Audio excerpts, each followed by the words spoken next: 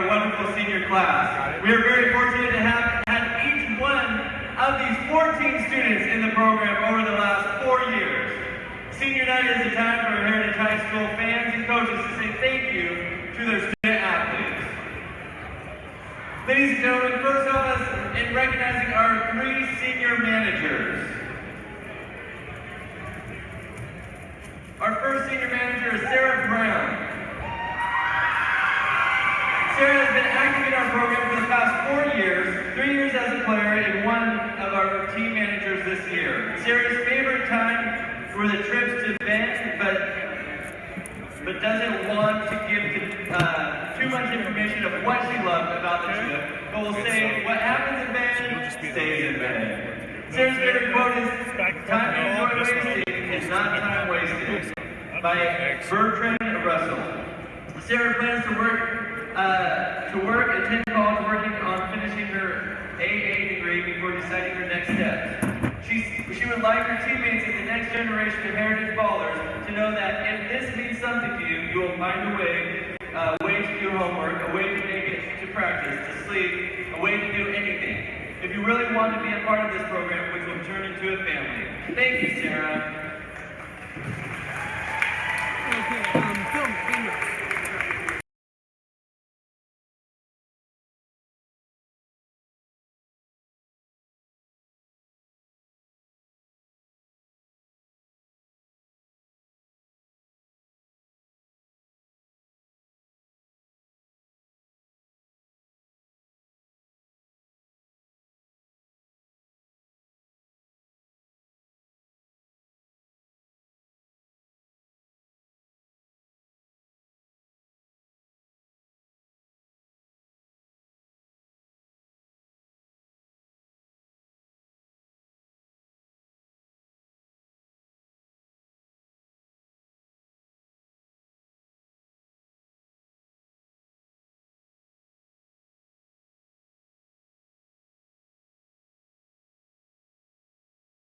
Supporting our program and her sister. Her favorite time with the program is spending time with the girls, getting pumped up prior to the game. Leslie plans to attend college next year, attending nursing school. Leslie loves to quote, "Fly like a butterfly and sing like a bee" by Muhammad Ali. Thank you, Leslie. Lacey Thomas has played 12 years of basketball, 4 of those years here at Heritage. She's led her all 4 years. Her favorite memory is each year's lock-in, especially when she wins the dance competition. Lacey plans to attend college and play basketball. What's up? Lacey would like to lead the next generation with wisdom. Make sure to finish your 16s, or you can be certain to run it all over again. Better yet, stay focused and try not to run it at all. Thank you, Lacey. I hear you, yeah. Next is Jasmine Tuttle. Jasmine is here with her dad, Aaron Tuttle. Jasmine has played 5 years of basketball, 4 years here at Heritage, lettering the last 2 years. Her favorite memory is shooting half-court shots for Gatorade. Jasmine plans to play basketball at a 2-year college or transfer to a 4-year university. Jasmine's favorite saying is, "If you've got a dream, you have to protect it. When people can't do it for themselves, they want to tell you you can't do it. If you want something, go get it." Jasmine wants next year's class to be sure to participate in every event possible, such as team bonding, practice, and games. Being with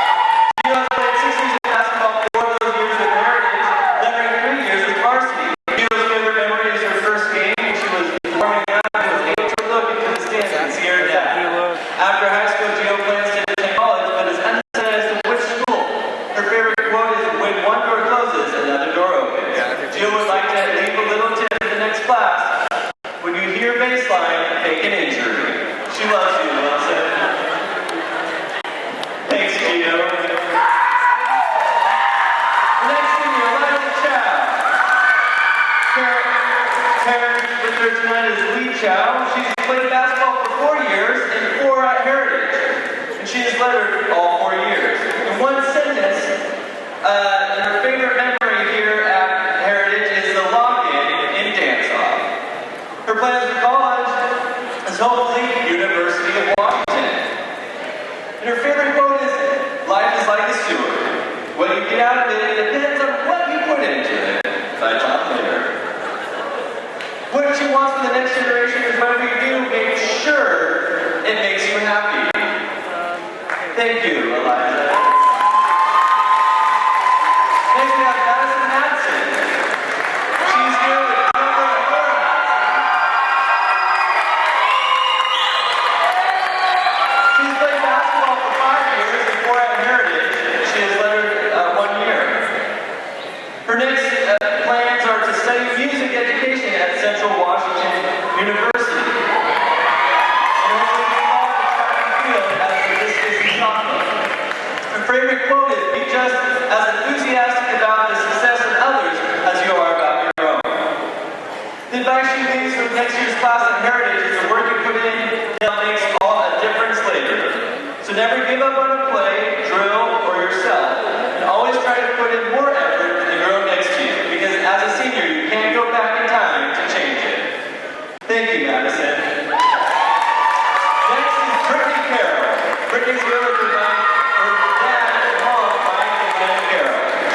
She has played basketball for 8 years and 4 at Heritage. She has lettered 3 of those years. Her favorite memory is, was dancing and singing on the streets of Astoria. Her plans next year is majoring in marine biology at Central Washington and planning to play soccer. Her favorite quote is, "Find your wings and soar to great heights." Her advice for next year's class is, 4 years flies by. Enjoy each moment. My best memories in high school were made in this gym and around you girls. Love you all. Also thanks to my dad and mom for all they have done for this program. Love you both. That's for Brittany, not myself. Thank you, Brittany. Next senior is Anna Rosenbaum. Anna's here with her parents, Roy and Lisa. She's played basketball for 4 years and 4 at Heritage, and she's lettered 2 of those years. Her favorite memories are the lock-ins, and she's planning on going to cosmetology school. Her favorite quote is, "Practice doesn't make perfect, perfect practice makes perfect." And the advice she wants to give to the next class is to put in the work, and in and out of the season. Thank you, Anna. The next senior is Taylor Wolf. She's here with her parents, Rachel and Nathan Wolf. Taylor has played basketball for 6 years and 4 at Heritage. She has lettered 1 of those years. Her favorite memories are team dinners, all the laughs and longings that happen. Her plans are to go to Central Oregon and study business. Her favorite quote is, "God has a bigger plan for me than I have for myself." And the advice she leaves for the next class is, always keep fighting and always be proud to be a Team Wolf. Thanks, Taylor. The next senior is Elena Spearden. Elena is here with her parents, Valentina and Slavic. She's played basketball for 3 years and 3 at Heritage, and she's lettered 1 of those years. Her favorite memory is staying up late to have deep conversations during summer ball, the summer ball tournament in Ilwaco. Her plans for next year is to go to college and get my bachelor's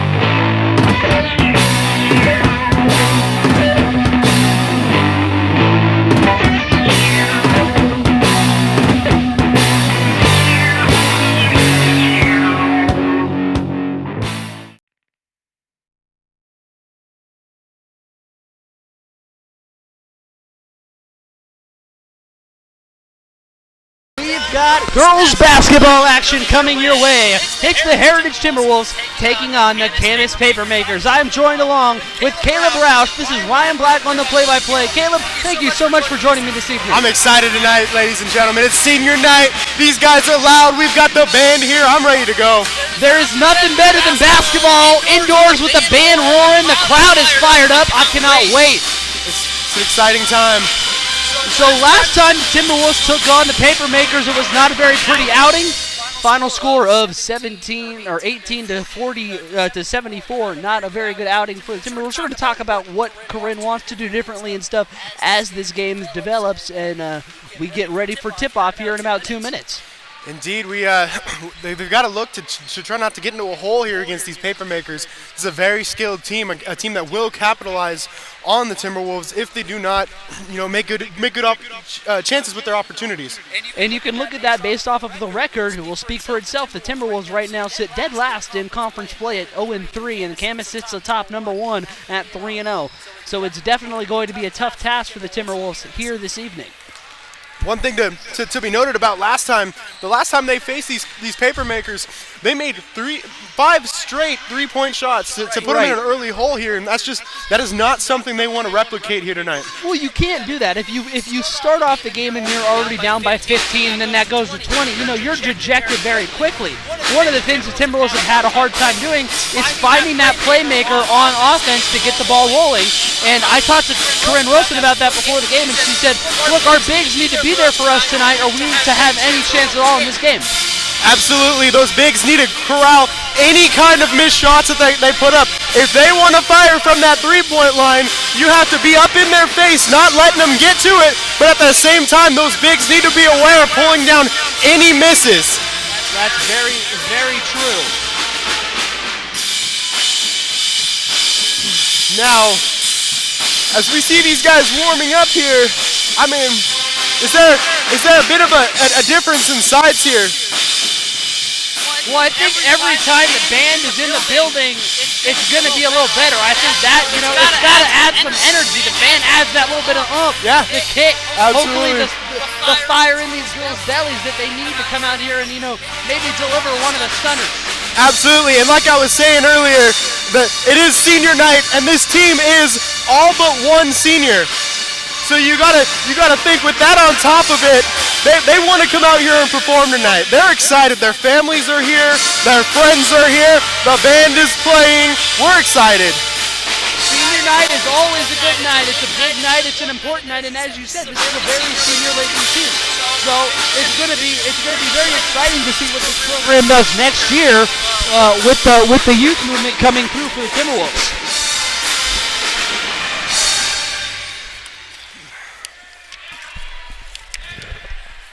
Now it looks like we're going to start to get things cleared up, and we're going to get our starters announced here tonight.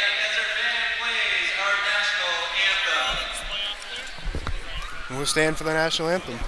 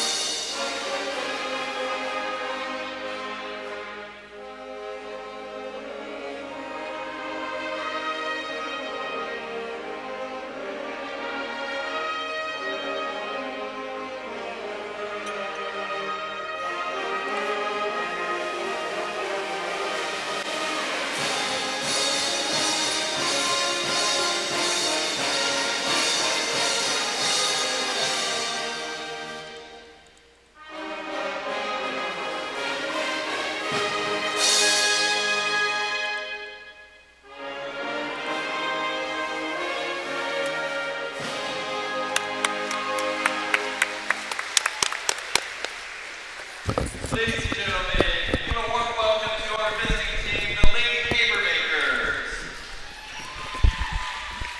And now let's meet their starting five. 5'5", is senior Megan Finley. Number 5, sitting at 5'6", is junior Jillian Webb. Number 10, sitting at 5'9", is senior Teague Schroeder. Number 23, sitting at 5'9", is senior Stephanie Knight. And number 33, sitting at 6'1", is junior Courtney Clemmer. The paper makers are coached by Scott Premier, assisted by Bob Jeanette, Lisa Schneider, and Melissa Williams. And now, ladies and gentlemen, put your hands together for the Timberwolves!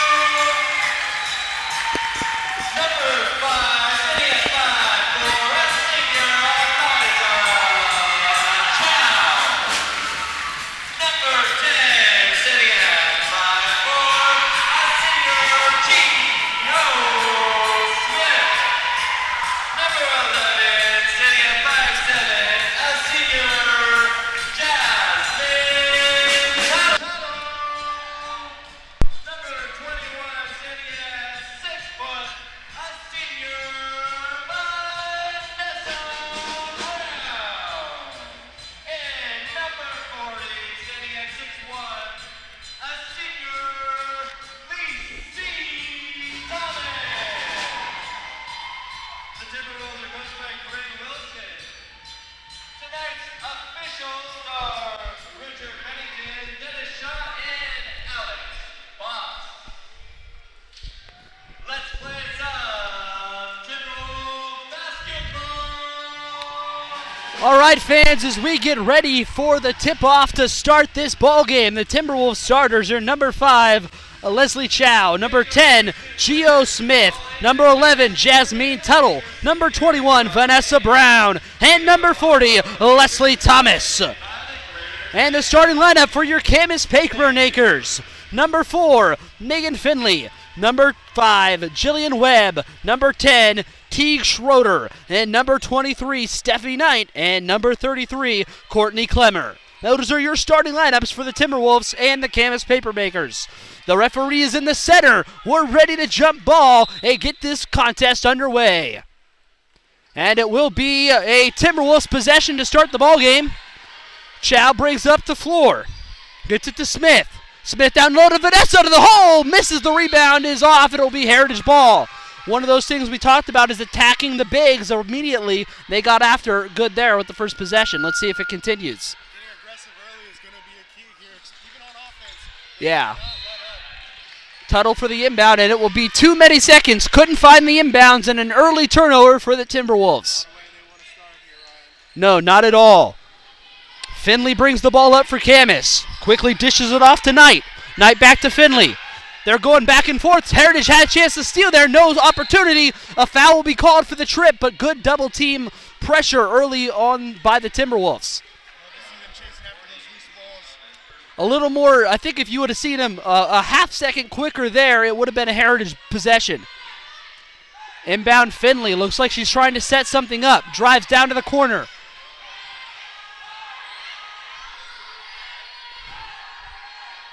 Schroeder has it to Finley. Now we go to the other side for Webb. They're going so fast. The shot is up and it's in. A three-pointer right out of the gate. And that is not what the Heritage wants to see as they hit their first 5 three-pointers the last time they were out. And a press early. We saw this press through Heritage into a hole against Union when they played them last week. Very solid defense for this Papermakers team there. Very aggressive. Heritage needs to take a step. Chow has possession, or Smith has possession, and she is far away for 3. Put a shot up, you might get fouled. No foul. Leave something up there. Union has the ball. It's Finley. To Knight. Knight drives to the hole, loses it out of bounds, and it will be Camas ball under the basket. Schroeder will take it in for the Papermakers. She dishes it to Webb. Webb to Knight. Schroeder finds it again. This time it's off. Rebound by Smith. She's got a hole. She'll try to get there. No. Underhand to Tuttle. Tuttle's shot is off, but she will get fouled in the act of shooting and go to the line for 2.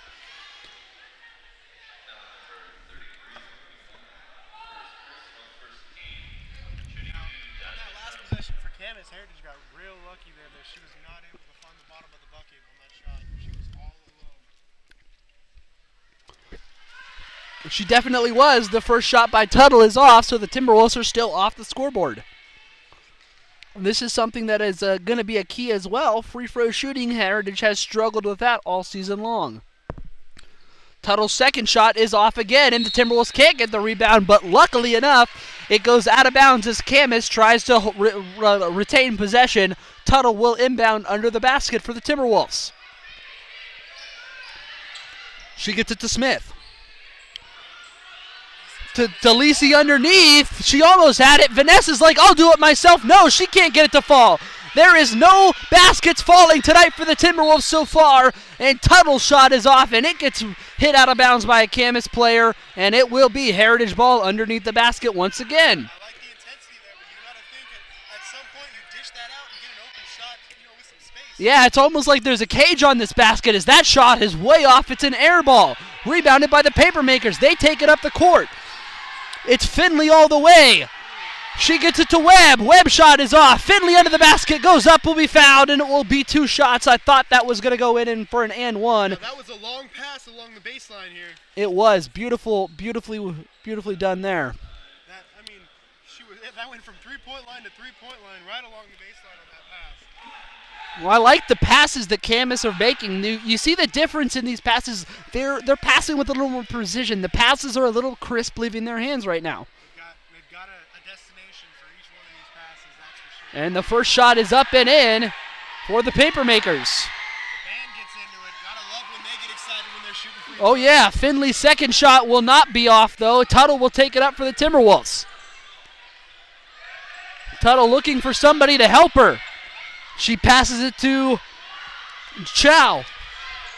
Chow at the top of the H, dribbles down.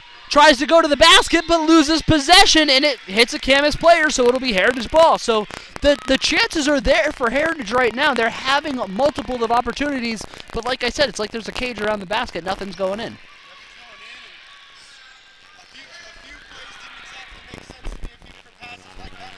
Yeah, over the top pass easily could have been intercepted. Lisi tries to go downtown style. That was well off. Not bad form though. Good defense for the Timberwolves here on this possession.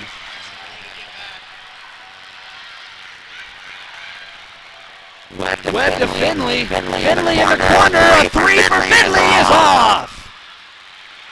Or Julian Webb, sorry. If Webb in the corner is off.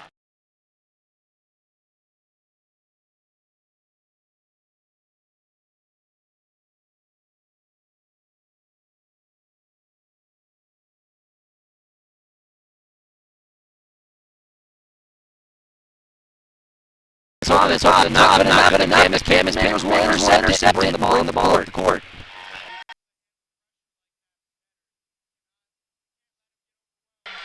No, you cannot. That will not work for anybody. Looks like coach is going to send in a full team sub here and get a stoppage. That is good to note. And the Papermakers will get 2 more as it's a 9-0 hole for the Timberwolves early. Oh, what a turnover right there. That's what happens. You look down the court thinking the play will be there and you miss something.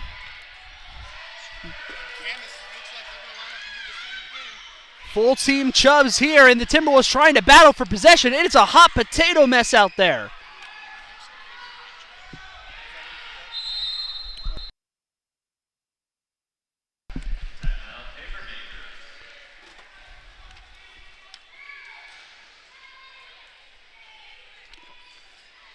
So we'll get a timeout here, and looks like we're going to get a full team switch on both sides here. Sounds good to me. Let's run that down once we get it.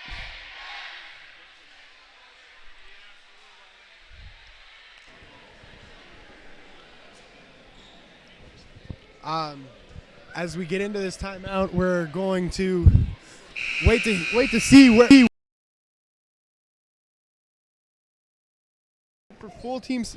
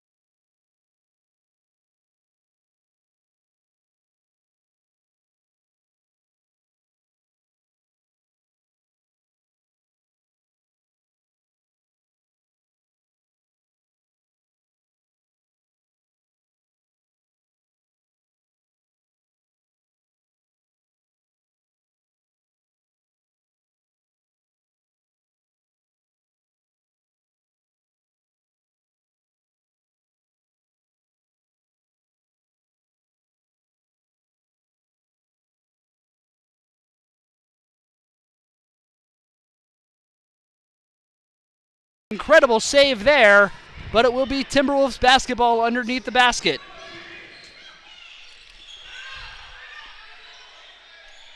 And then Carroll will bring the ball up, passes to 22. Rosenbaum.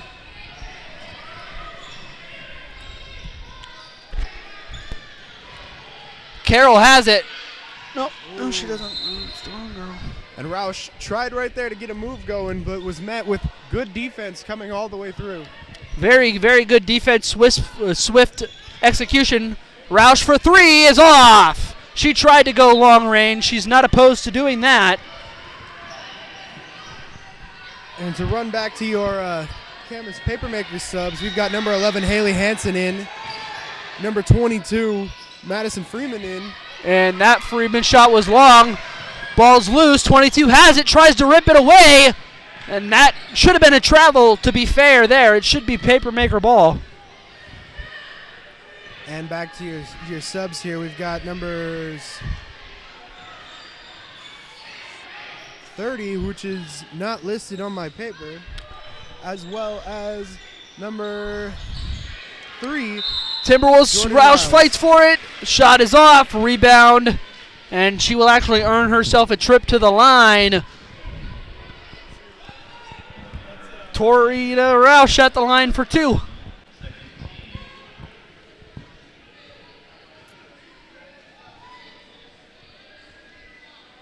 Oh, there it is, man. There it is. Gotta love when that happens. First points of the night for the Timberwolves. There will be no shutout. And the second one is off. Rebound for the Papermakers.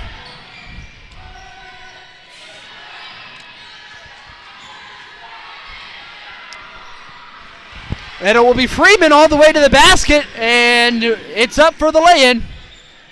It'll be Heritage ball, 12-1. 2 minutes to go in the first quarter here at Heritage High School. We apologize that we're not able to get all the names for Camas to you. It seems like we've got a few of these players listed under different numbers and different names. Fights, and she goes to the floor. It'll be a travel called. It will be Papermaker ball. Madison Freebaum inbounds to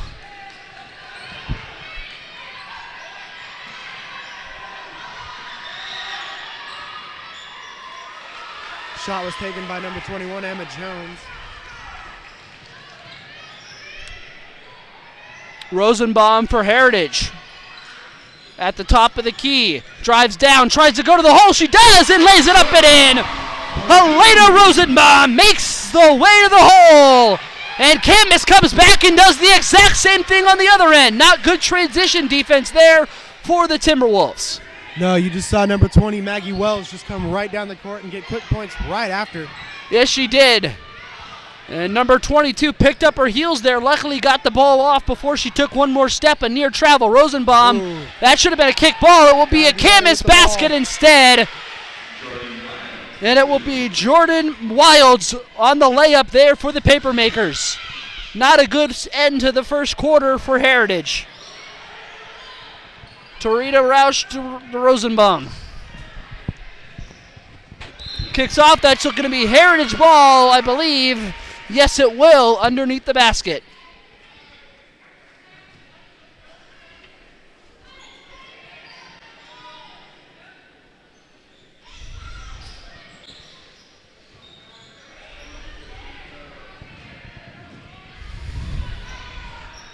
Wilds with the ball for Camas.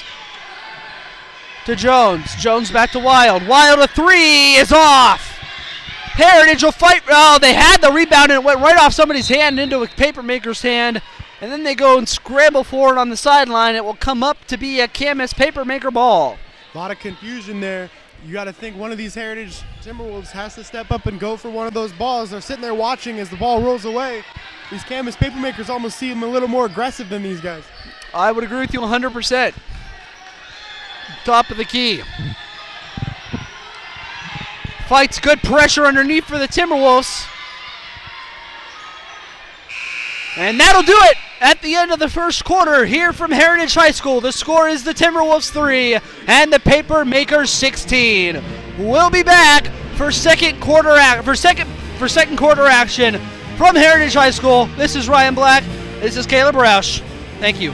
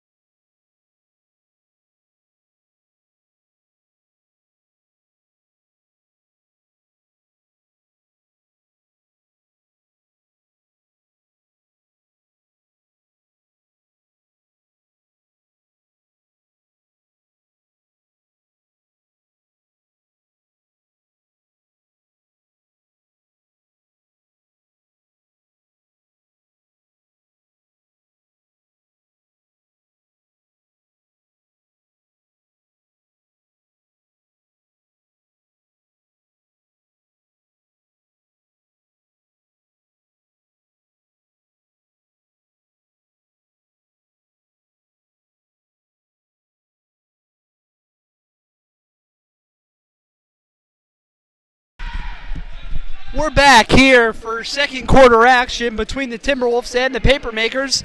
It'll be Camas ball inbounding. Schroeder will inbound to Finley. Megan Finley back to Schroeder.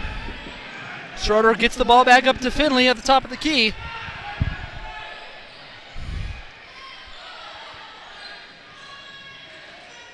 Shot is off. Rebound is being fought for, and it will be a jump ball. Possession arrow is pointing towards the Timberwolves, so it'll be Timberwolf ball. Good way to fight for possession under the basket.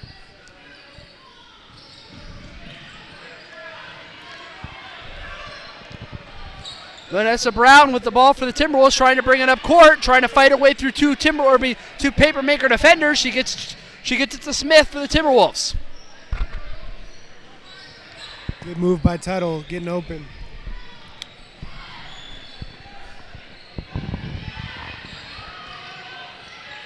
Vanessa Brown underneath tried to fight the ball away, couldn't do so. And it's gonna be. It looks like a double dribble will be called. It will be Timberwolf ball. Wow, a double dribble on that one. I thought Gio was able to poke that ball away.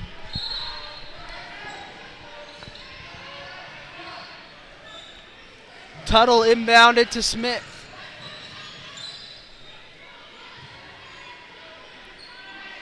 Vanessa Brown on top of the key. Jumper is off.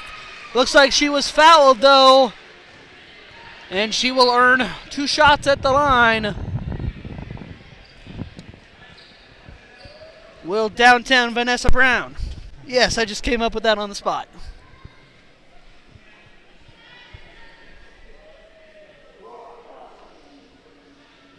A little bit of confusion on who the foul was on, looks like. And got it figured out. We're sent in for some free throws.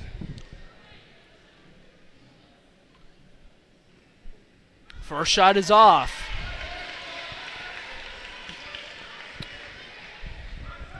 These free throws are going to be very crucial for them. They got to get these points when they're free.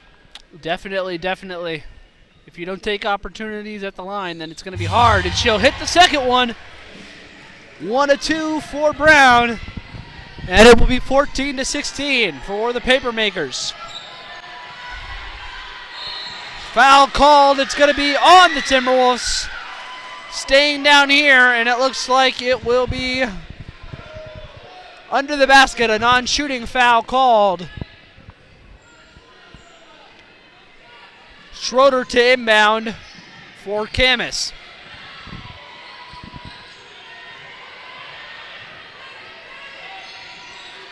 Finley at the top. Fires down to Booth. Booth back to Finley. Good ball movement for the Papermakers, something the Heritage Timberwolves haven't done. The three ball is off. Rebounded by Tessa Brown, and that's not smart basketball right there. You had two teammates fighting for possession there. That'll actually cost the Timberwolves the possession arrow. When two teammates are fighting for the ball, there's no need for that. Luckily, Heritage pulls it away, though. Ooh, lost the ball there. That could have been a travel.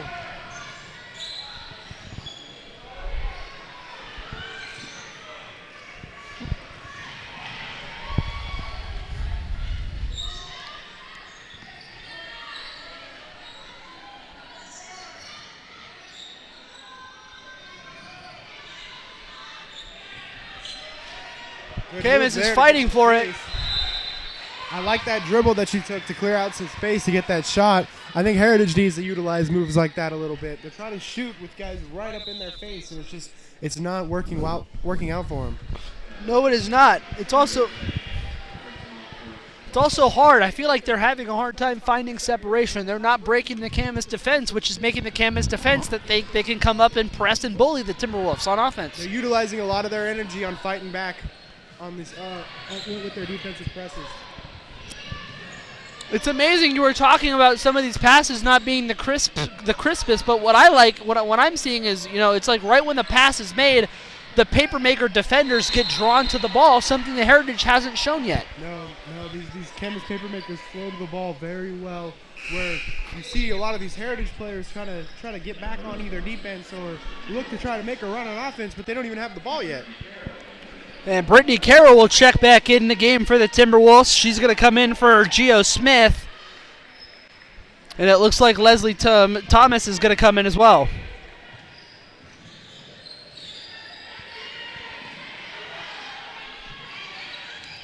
Good double team for the Timberwolves there. It leaves somebody exposed and wide open, though. Finley at the top of the key, trying to set it up for the Papermakers. She's got a girl swinging to the other side. Calls for it in the corner. Is Booth. Booth back to Tuttle. Underneath. Let it slip up underneath.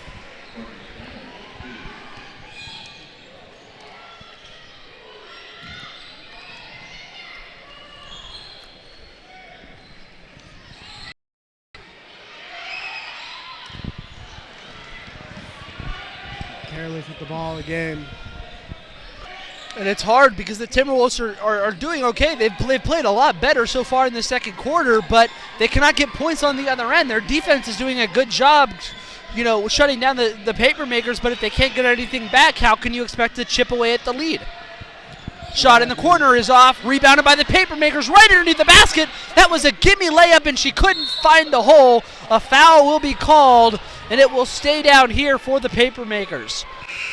And Corinne is not happy with that call. I think she disagrees with it. She should disagree with it. I would almost call that a travel. It looked like she took a little extra step on that pivot. But with the contact, the ref says, I guess you can take an extra step. That must be a new rule to me. Inbound to the Papermakers.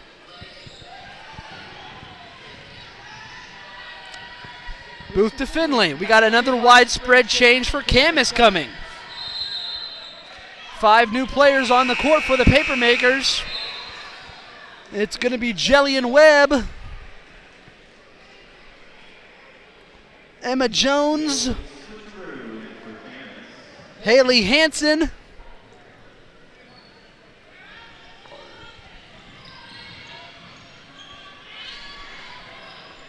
and Stephanie Knight on the court for the Papermakers. Almost lost the ball there. Careless move. Timberwolves have Rosenbaum with the ball right now. Dribbles at the top of the free throw line. Clocks at 9. Drives to the hole of Smith. Thomas is there. Another rebound. That one will go home. The first time she was rejected and said no. The second one she gave a little extra love. Delivers it to the hole and will earn one more at the line. Let's see if it'll count. No. Rebound is wide. Shot is off. Rebounded by the Papermakers. Got to ride the excitement. Knight will bring it up like the that, court. Mate. Up into the corner for Webb.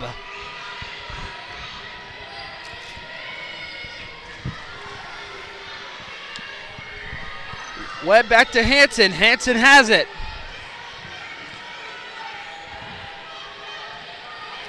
Makes it to Webb. Webb to Jones. Corner shot by Hansen is off, and the rebound will go to Camas. That long three. And it looks like Corinne is about to burst a blood vein down there. They seem to be spending a lot of time playing in this defensive game, bouncing from ball carrier to ball carrier until an open spot is out. And a foul will be called on the on the Timberwolves. My bad. They're going to call her on what I believe is a push.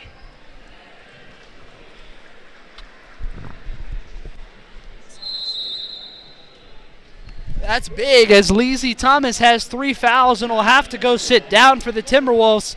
It's not even halftime yet. I know for a fact Corinne does not like that. That's one of her better bigs, and she was talking about how the bigs were going to be such an important part of this game. Well, it's hard to be an important part of this game when you're sitting on the bench in foul trouble. Yes, and that also speaks to the other big men available on the bench. They have to be ready. That next man up mentality. This is how you earn your chance out on the court. This is how you earn your time, your play time, is by coming in when your starters make their mistakes, or when they are at their lesser, and you come in and you capitalize and you do the things you need to do that they aren't doing. Yes, well, there's one thing to take for granted for in this half so far, with still about 3 minutes left. Heritage has done a very good job defensively. Camas has only scored 2 points in the half, but we haven't been able to get balls in the hole, so it's hard to chip away at that lead like I was talking about. No, there's been an adequate amount of attempts on the Heritage end, but just can't. Very good defense, though, in the second quarter for the Timberwolves. The crowd's starting to get into it. A defense chant being shouted. And that's the 16 on the shot clock. Camas fires away, passing back and forth, making it look easy. Shot in the corner. A 3 is in. Kind of deflating when they get those threes like that.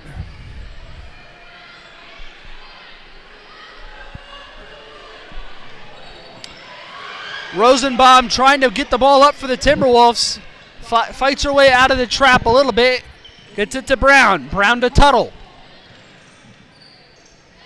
Tuttle a little stiff on her dribble. She needs to have a little more finesse in there. Yeah, she gets it to Brown. Brown drives in. Shot is off. Rebound. We got 2 minutes to go here in the first. Ball will fly out of bounds, and it will go to the Papermakers. No, it'll go to the Timberwolves.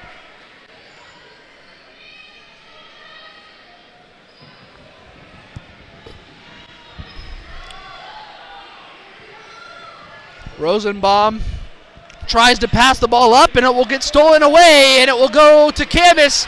Layup is off. Vanessa Brown there to grab the rebound. Lucky bounce on that rim to get the ball back. She gets it to Tuttle. Tuttle at the top of the key. She'll go back to Vanessa. To Rosenbaum. Rosenbaum fights through. Oh, she got lucky there. Got to be better with the ball. Tuttle dribbles. The defense for Camas is relentless. The shot is up and off, and Heritage cannot buy a basket right now. Camas to the other end of the floor. I'm losing my breath, and that shot is in. I think Rosenbaum was hoping for the foul, but you got to make an attempt at the ball on those moves. Minute to go in the second quarter. Corinne says, I don't want to wait a minute. I need to take a timeout and talk to my girls right now. Oh, no, it looks like it's a referee timeout. My bad. Just covering dinner reservations for tonight, obviously. Careful.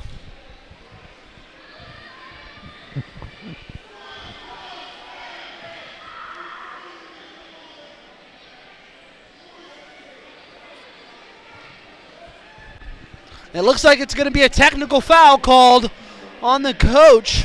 Wow. Corinne Wilson still pleading her case to the official to no avail. I wonder what was said or done there. It's not a...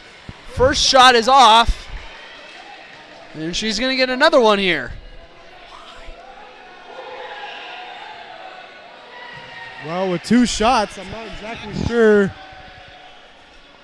Henson missed the pair there, and it will be Camas' ball.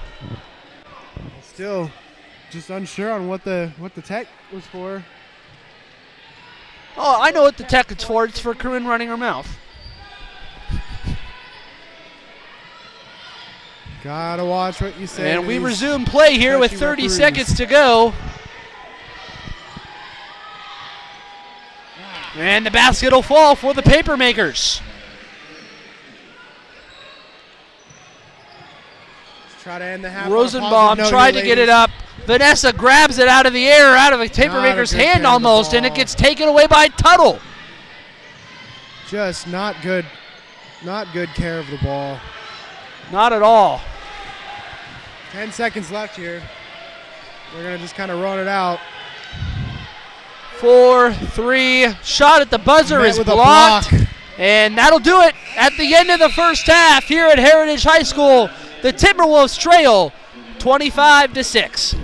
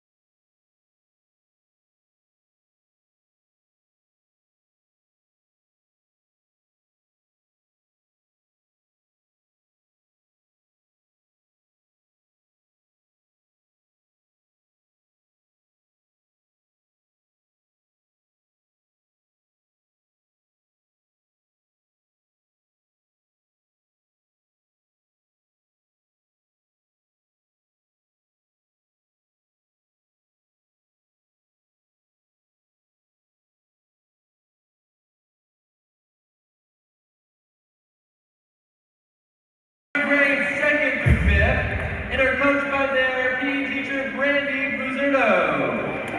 This is their first performance, so please give them a round of applause.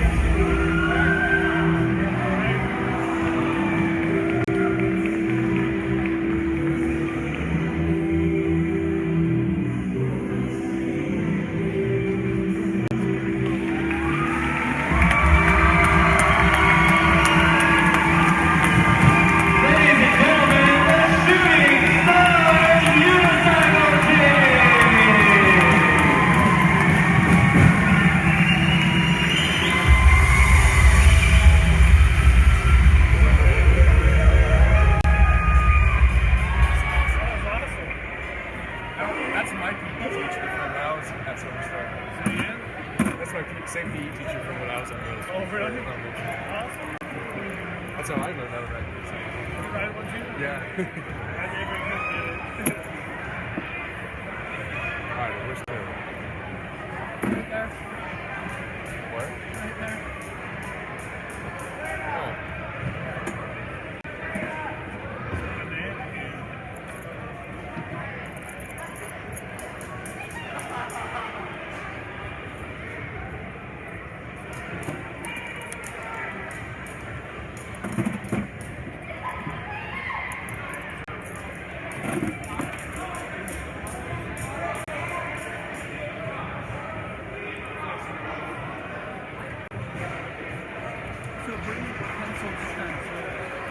Yeah, so I just grabbed that out.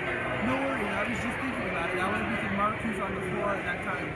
Hopefully, I'm supposed to have all the new audio gear and my new faster computer on Monday. So far, this is actually doing a pretty good job. When I was running the video on here, it wasn't. But yeah, so once Canada gets up here, thinking about what stuff to say about that first half. Okay.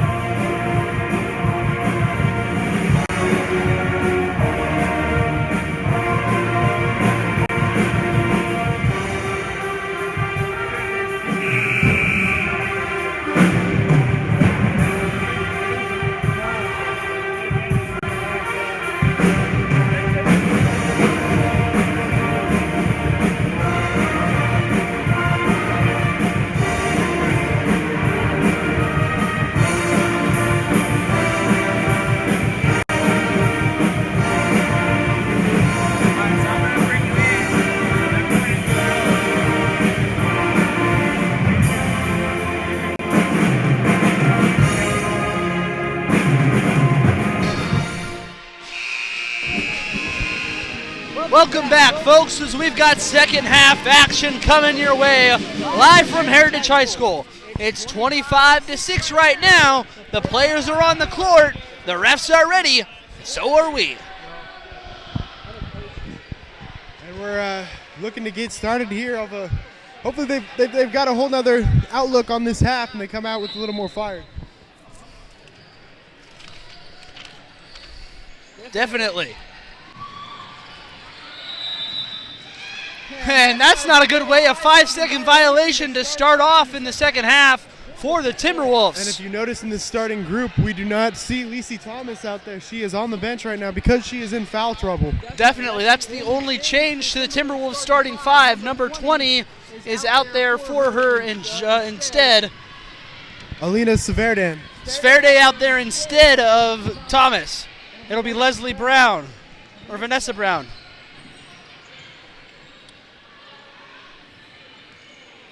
Brown lucky she got the ball back under control there. Dishes it back to Smith. Brown has it up top. Shot clock's a problem. She won't get the shot away in time. It wasn't good anyways. It was off the backboard, so it'll be Camas ball. Got to be more aware of those things. Got to know what the shot clock is going, what the time's on the clock. You got to be aware of your surroundings in these games. Camas is going to capitalize you on there. Yes, as they lose possession to Brown again. We talked about her being a difference maker last time Heritage was out here against Union in their loss. She's looking to be playing pretty well again. Drives to the hole. It's going to be a foul, and it will be Tuttle who will go to the line to shoot two. This is something they struggled with in the first half. They need to convert with these free points. Definitely. Corinne said her biggest goal is, when you coming in again, playing a team that you got absolutely blown out by before, the biggest thing that she wants to see with her girls tonight is competing. Sure, you might not get the W, but as long as you fight hard and compete with this team and don't get blown out like you did last time, you're in a better spot. That second shot is good. So two important free throws fall to start the half for the Timberwolves. Finley with the ball up for the Papermakers. It'll be Smith for Heritage. Smith dribbles away. Tries to find somebody. She finds Sverde. Sverde back to Smith. Ball will be stolen by Finley. Finley gets it to Knight. Knight back to Finley. A three for Camas is off. Finley at the top of the key. Dribbles it around, setting something up.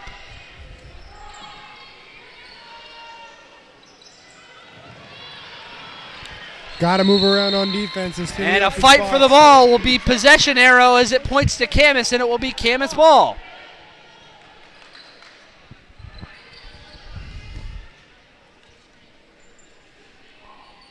Got to play good defense here on this inbound. This is very big. And they do just that. Oh, a foul's going to be called. A little too aggressive on there. Leaned over on her. Oh, foul on Camas. I thought it was going to be it is a Timberwolf foul. Timberwolf foul. Looks like it's going to be a shooting foul. Vanessa Brown came up just a little too hard on that stop ball play. They need to. The crowd's antics do not work that time as the shot falls for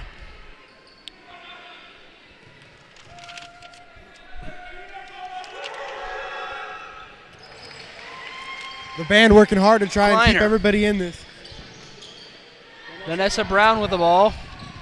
So, okay, that's the boys' roster, and that's the girls' roster.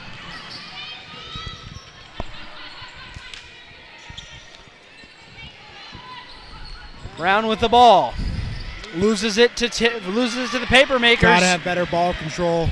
And that's no excuse as Hannah Booth drives to the hole and is fouled and will go to the line. Already, Camas is proving they can get themselves to the line in this second half.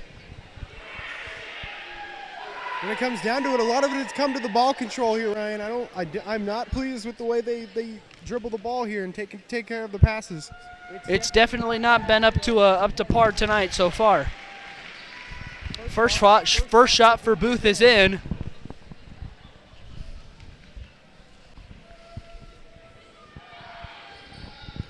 And as Booth's second shot will fall as well. So Camas has been perfect from the line so far in the second half. That is not good for the Timberwolves. Jessup Chow brings it up. She'll be fouled as she drives to the hole. had her head Looks like down she the whole will, way yeah. there. It She had only had one mission, and that was to go up for a basket there. And it will be a inbounds, not a shooting foul. Tuttle inbounds. She will find Smith. Smith will jump, dish it out to Chow. Chow loses possession. Camas slides for it, fights for it, picks it up, and passes. See, that's how they don't lose the possession arrow sometimes. Good That was a awareness. heads-up play for Finley. Yeah, that's the awareness I've been asking for from this Heritage team. We aren't seeing it. Their heads aren't in it. Not right now. Camas passing the ball around with ease right now. They've got him. Booth's shot is up and is off. You watch when Fights for it out of bounds. I guess it hit a Timberwolf. Nope, hit a Papermaker player. And if you watch when they're moving the ball around here, they're moving it to a point with such speed that they're getting the defender running across the court almost. They had Tuttle rushing back to try and block that shot because they're out of position. They are, and on that last during that dead ball, we had Anna Rosenbaum check in for Chow. Booth from the corner, her shot is off. Underneath, they couldn't crash the boards. Knight was there to get it, and she puts it away. Now, I'm actually taking a look at the Camas bench, and I recognize a familiar face. I'd like to say hi to Melissa Williams, the assistant coach for the Papermakers. I knew her from my managing days here at Heritage. Excellent. Looks like we got a timeout. Timeout on the floor, and Going to be for with Heritage. 4 minutes and 55 seconds to go in the third quarter, it is the Camas Papermakers 31 and your Heritage Timberwolves 8. Now this is a full timeout. This is a full signal for the full. So, in these kind of situations, the longer time, what are you explaining to your players? I'm just trying to keep them up and comfortable. If I'm Corinne, I'm saying, let's go back to the second half, or the second quarter, where we weren't getting offensive production, but our defense was playing well and was holding them. They did a very good job in that second half, and it looks like they've gotten away from that defensively to start the third quarter, and I think if you can at least get that defensive presence down, maybe this is one of those games where you take those small victories away from things. Playing a great defensive game the rest away would be a victory. Hopefully they can come away with something similar in that huddle. And looks like we're going to have a Roush sub on the court. Roush, Brown, Tuttle, Rosenbaum, and Smith. Geo Smith out there for the Timberwolves. Same group for Camas. They're sticking with what's working. Tuttle at the top. She's trying to find separation. Nobody to pass it to. She's got Rosenbaum. Didn't want to go there for some reason. Rosenbaum tried to find somebody. She's going to drive in. She had Roush and just no awareness there. No awareness between where the shot clock was, where her teammates was. Rosenbaum looked lost on that possession. Another situation with where the ball handler had their head down. You aren't going to see the plays develop. You aren't going to see the passes. You aren't even going to see the shot clock if you are dribbling down the court with your head down. And in comes Carroll. Geo Smith will take a seat.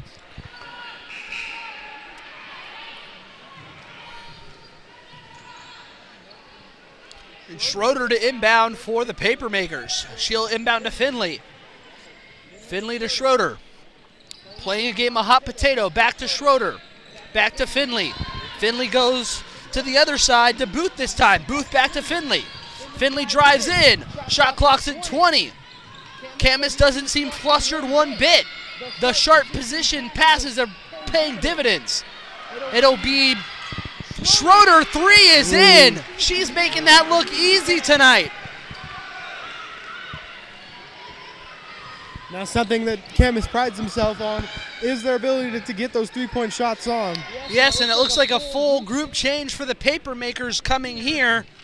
This seems to be something that Camas likes to do quite a bit. Yeah, Coach Rice seems to like to keep fresh, different bodies out on the court all at once, keeping a group together in hopes that maybe they get a flow together, a form.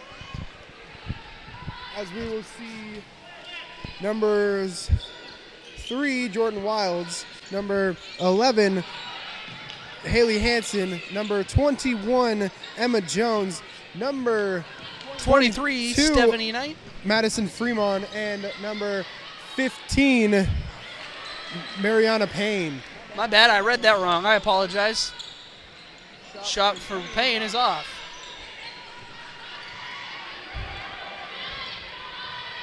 Hansen looks like she's calling a play here.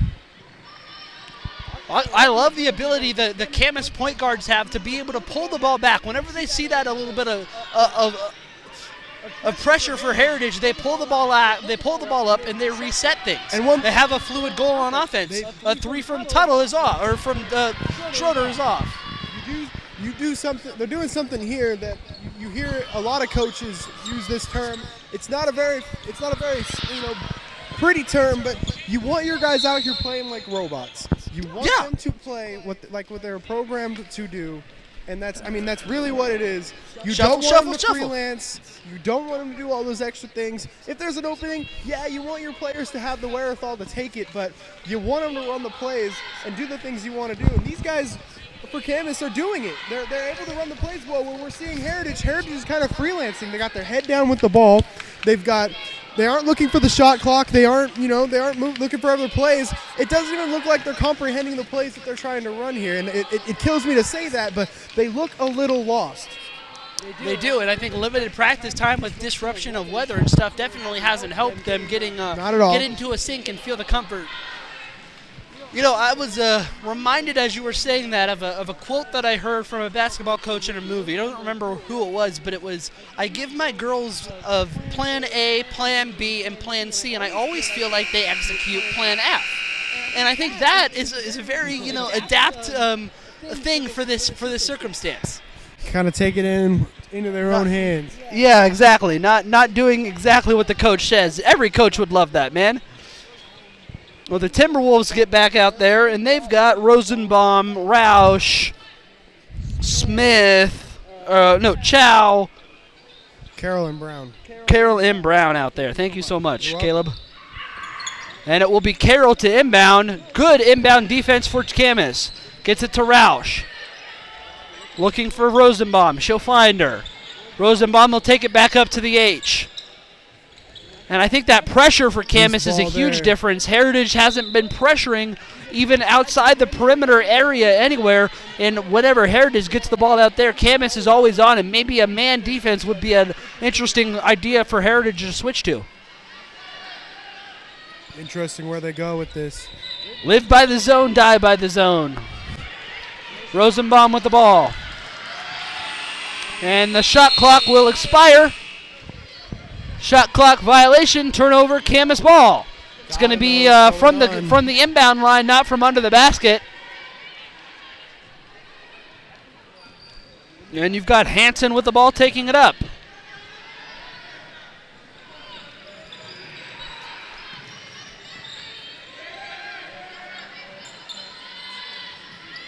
Wild in the corner. It's hot potato for the paper makers all day, every day. Roush with an impressive rebound, swooping it out of there. Gives it to Rosenbaum, and she'll take it up for the Timberwolves. She'll get it to Vanessa. Vanessa calls. No play development there. Completely broke down. And here we are again in a situation where Corinne is calling for plays, but the three on the corner is way off. It does not look like to me that they're calling the called plays that Coach Corinne is sending out. Yeah, it definitely looks like some mixed communication maybe happening down there in the huddles as you see Corinne giving directions to the shooter, Vanessa Brown.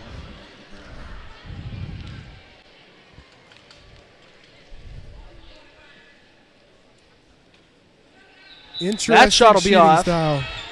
Very interesting, and you know, in both the games that I've watched, I like watching Vanessa Brown play basketball. She's the kind of player that I would like to have on my team. No matter what's happening on the court, she's always fighting. She isn't giving up. She's trying her hardest out there.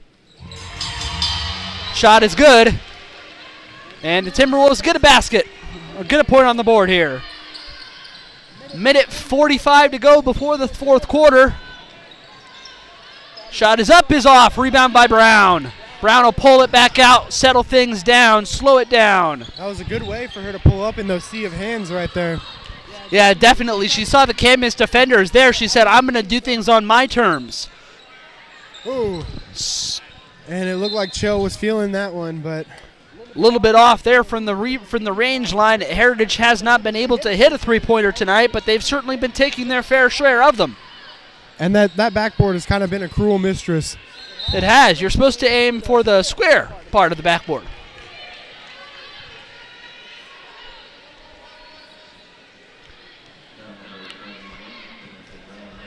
And folks, coming up after this game, don't go anywhere because we've got boys basketball coming your way. Double-header action tonight. Heritage boys and Heritage girls. The band will be rocking for that one, I'm sure, too. Camas has possession. Doing a good job passing it back and forth.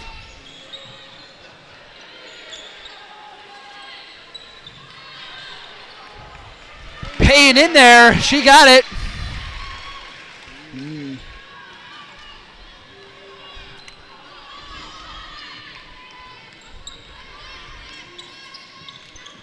Smith with the ball, driving in. Got to be ready for the ball. Passes it to Chow. Had a chance there. Missed Brown trying to find an open teammate. Smith trying to get open. She couldn't. It will be Carroll.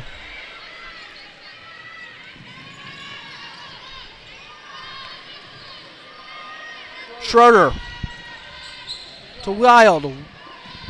Almost intercepted there by Brown. It'll be drive to the hole and lays it up and in. Heritage just cannot get a break now. 10 seconds to go in the half, or the quarter. Smith with the ball, gets it to Brown. Brown to the hole, puts up a shot, nobody there. She couldn't find the backboard or anything. And that's how the third quarter of action will come to an end. The score is 38-9 here from Heritage High School.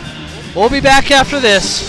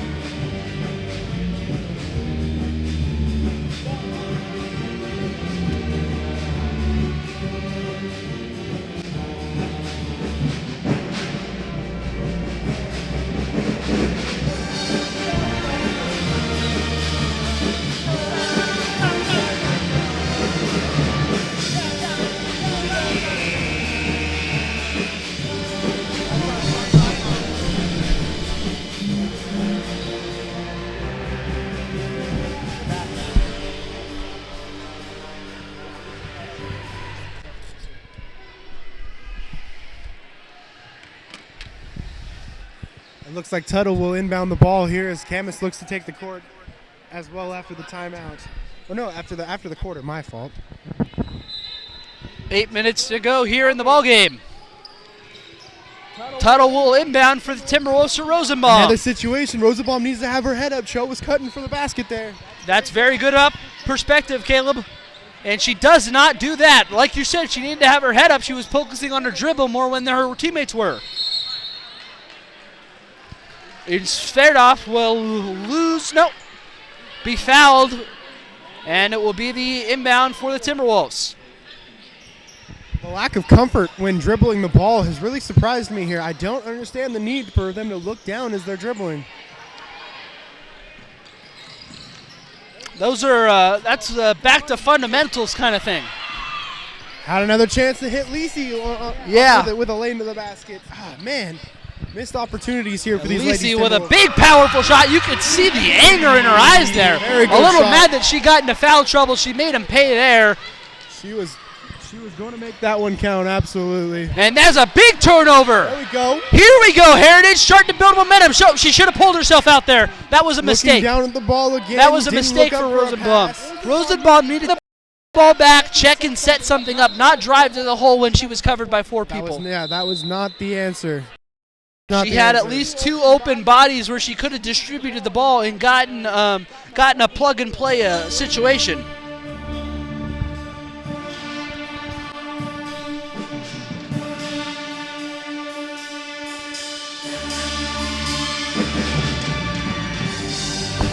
And as we take this time out, it's 7:03 left in the game, and Heritage is looking to try and subside this big-time deficit. It's a 38 to 11 point game, and I mean, Heritage has to find a way to stop the bleeding here. They definitely do. They've got to stop the bleeding. They've got to figure out in quick succession with only 7 minutes to go here in this ball game. Bum, bum, bum, boom, boom, boom. Sorry about that, folks. I get a little into the music here.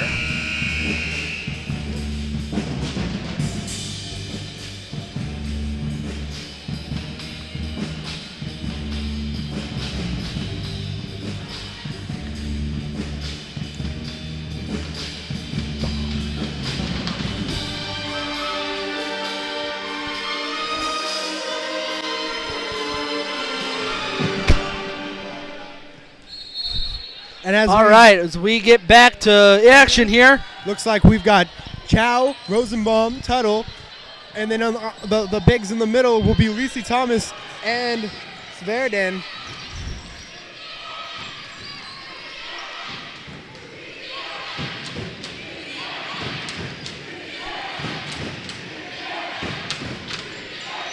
Gotta wonder where that enthusiasm was about 20 minutes ago. And it works. Those Heritage get possession back out of it.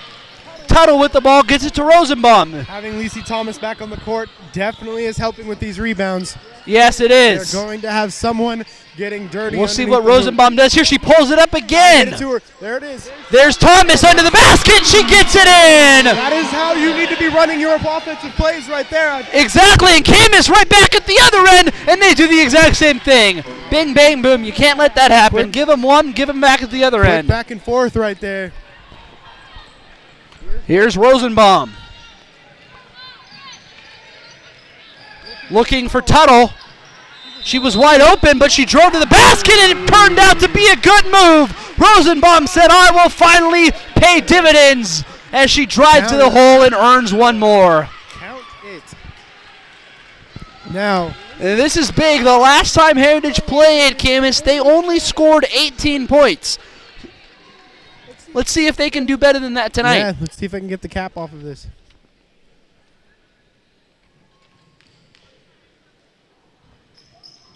Get in there. Damn it. Shot is off, and it will be rebounded by Camas. Guys are killing me, Smalls.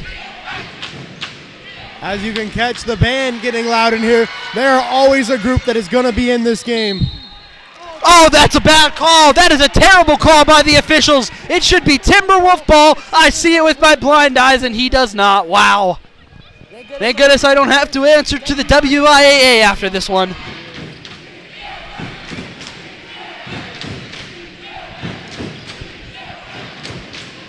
Shot for Finley is in. A three-pointer by Finley. You gotta think. Nailed it. You gotta think by now they tighten up on that three-point line. They know that that's where their home is. And that was one of the keys to this game. Corinne said that she wanted her perimeter defense to be something that stood out. Hasn't been that way so far. That perimeter is their home.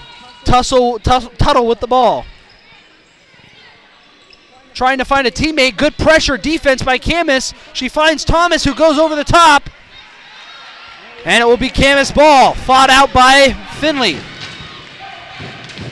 Another three for Camas is in again! Now they're just going strictly downtown style on us. And that time, Chow was in her face.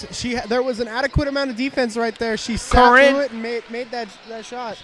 Corinne wants a full timeout. The referees are going to give it to her. She's going to try to talk to her girls with just 4 minutes and 40 seconds to go. What is Corinne saying in that huddle, Caleb? Well, I mean, hopefully she's capitalizing on the fact that was a much more aggressive turn of plays there. But you got to keep your team in it. There's 4:40 left in a game that is not looking pretty, but You got to keep them in it. You can't, this is not a situation where you say, okay, guys, we've made it this far. Let's just kind of coast our way to the end. They are not going to roll over here. That is not who these Lady Timberwolves are. And we will hopefully see an aggressive Timberwolves come out of this timeout. Hopefully we can see an aggressive Timberwolves for the remainder of the fourth quarter.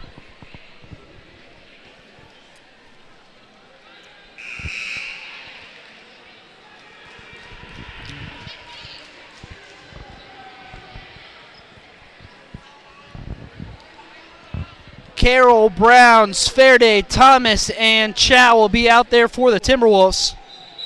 Or Smith, not Chow. And our mystery 22. Good screen there by Vanessa. Chow couldn't maintain possession. Careless with the ball there.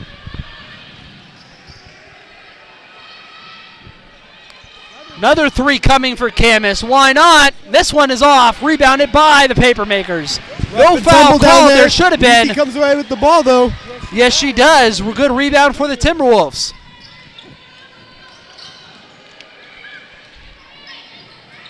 Ball on the floor. Camas will come away with it. That's an over and back. Another shot. Camas another three. Finley, it's off. Webb, Finley, 15 on the shot clock. 12 on the shot clock. 10, 9, 8, 7, 5, 4, 3. Shot for Camas is off. No rebound by Lizzie. Gotta think they ran that clock down just to kind of let the time roll. Yes, they did. The ball will be out of bounds to the Timberwolves. 3 minutes and 21 seconds to go. Roush will check in, and so will Matson for the Timberwolves.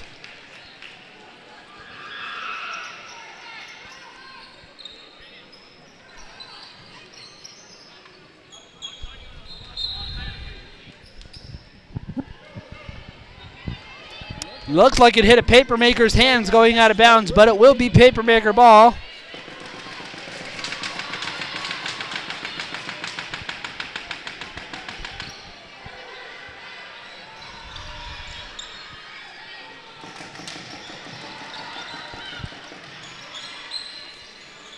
Shot is off. Rebound for the Timberwolves. I love to see when these players have the wherewithal to change the level of the basketball, to bring it from up, back down, back up again. It's all about that. Pop a three, baby. Corinne wants a timeout. She's going to get it.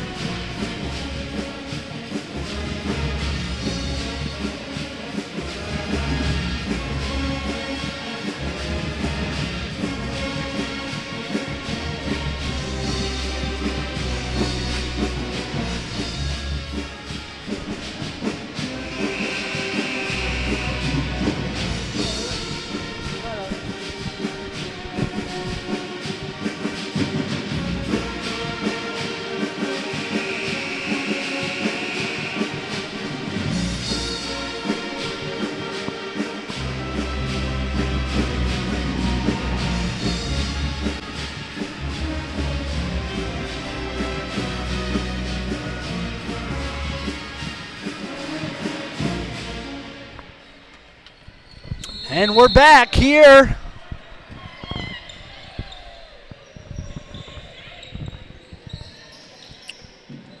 A big three there. Didn't see who shot that one. Rebounded by the Timberwolves or by the Papermakers. Ball up the floor for Camas.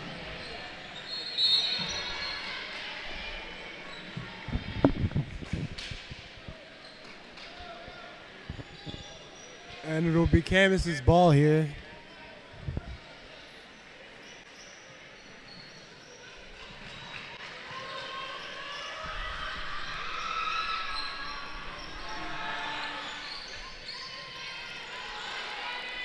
Camas controlling the ball in the presence of the last 2 minutes here in the game. Timberwolves are doing everything in their power.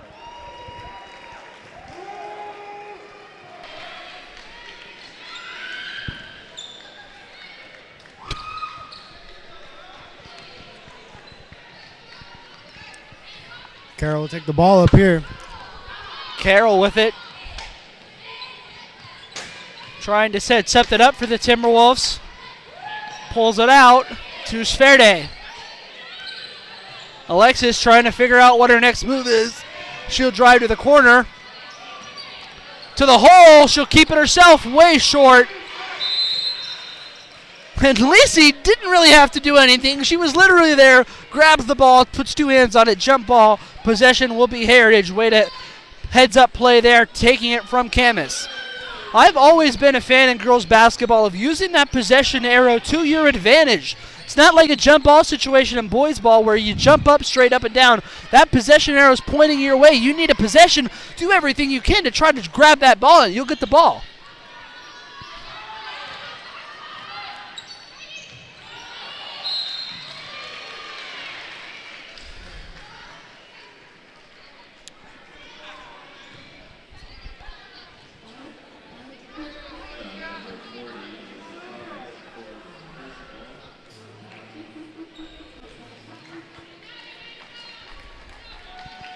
Camas looks to improve to 4-0 after this win here in league play.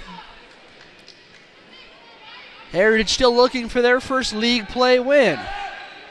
Second shot is off, rebounded for the Timberwolves to Madsen. Madsen to Sverde. Sverde trying to figure out what to do with the ball, dribbles down. And it's going to be a foul called. And 22 will step to the line for some shots.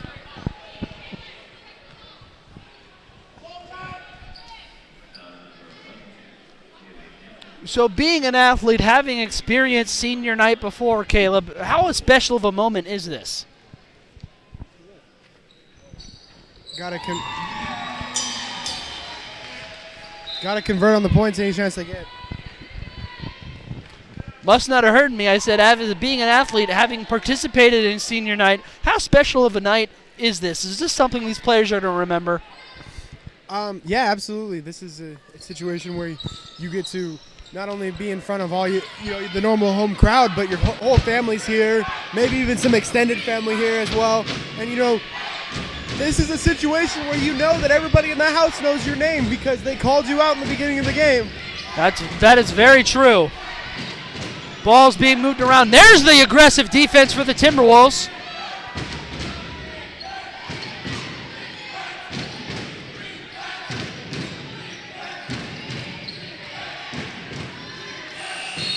Shot clock violation.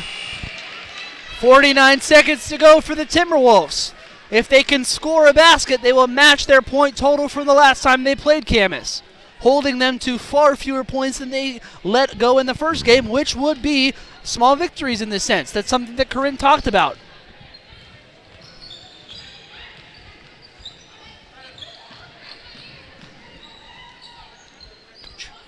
Don't do it. 30 seconds left on the clock. Travel. And that'll be a travel.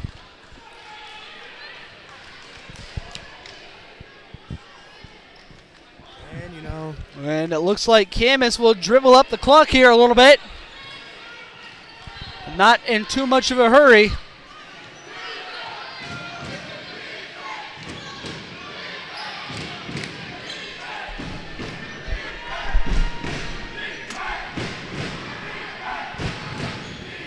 As we get down to the last 10 seconds here, it looks like Camas is just going to run the clock out here. Going to let the time roll down as they will coast their way. A long three is off. That'll be it. Ball game over. The final score here at Heritage High School. It's the Camas Papermakers 47, the Heritage Timberwolves 16.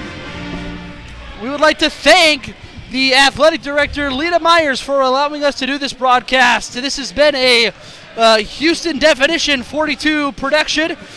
We would like to see you next week as the Timberwolves take on the Skyview Storm. Next Monday, we've got boys basketball coming your way. This has been Ryan Black, Caleb Roush, Houston Dillard behind the mic. Thank you so much.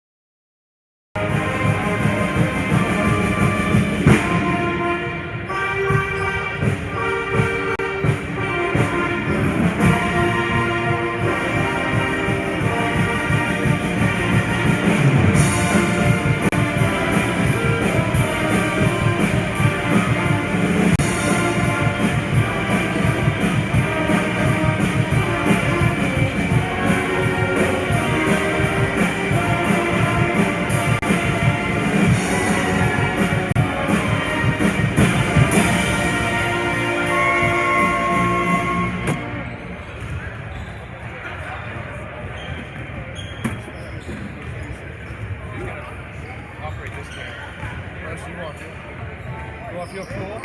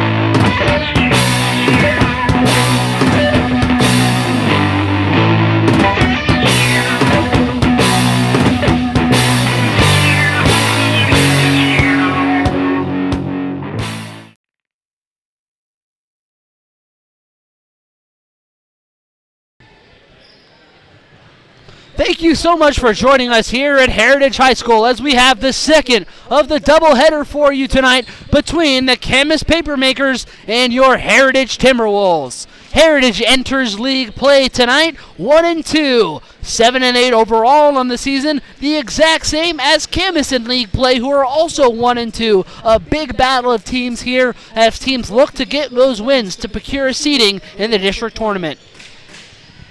Going to be another exciting night of basketball here, Ryan. The school itself always gets a little more hyped up for these boys' games, so we'll see the crowd start to fill in a little more. We'll see the student section get a little rambunctious. We're gonna get a loud stadium here tonight. I never complain about the loud atmosphere. Hopefully that'll keep the Timberwolves on track. Now, these two teams have met before. They played back on January 6th, a Friday night as well, and they went up to Camas. Heritage lost that outing to the Papermakers by a score of 44-77, so a pretty close ball game. Tonight, I talked to Coach Drew before the game, and he told me a couple of things to focus on for the Timberwolves. Again, like the girls' game, not letting that three-point game become the life what Camas lives and dies by. He also said their bigs are going to be a big part of the game. Watch that perimeter defense on the three-point line. Get the ball into the bigs. Heritage should have a chance to win this game.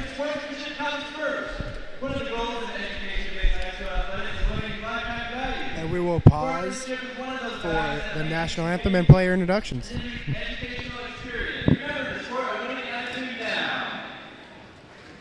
Ladies and gentlemen, put your hands together as we welcome our visiting team, the Camas Papermakers. And now let's meet their starting five. Number 2, a senior, standing at 6'2", Logan Miller. Number 3, a senior, standing at 6'4", Tanner Fogle. Number 21, a sophomore, standing at 6'5", Isaiah Simpson. Number 23, a senior, standing at 6'2", Alex Whitberg. Number 32, a senior, standing at 6'1", Levi Gilstrap. The Papermakers are coached by Skylar Gillespie, assisted by Danny Houston, Ryan Josephson, Kyle King, and Jake Hansel. Ladies and gentlemen, it's your Heritage Timberwolves! And here are your starting five. Number 5, sitting at 5'10", junior, Evan Johnson. Number 11, sitting at 6'2", senior, Haley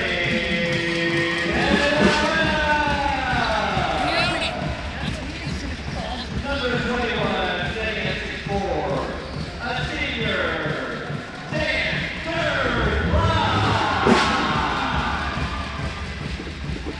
Number 23, sitting at 6 foot, a senior, Josh Brandon. And number 32, a junior, sitting at 6 foot, Sam Singh. The Timberwolves are coached by Drew Brenner, assisted by Chuck Key. Ladies and gentlemen, your excellent officials tonight are Nick Scott, Richard Henson, and Alex Fox. It's time for Timberwolves basketball!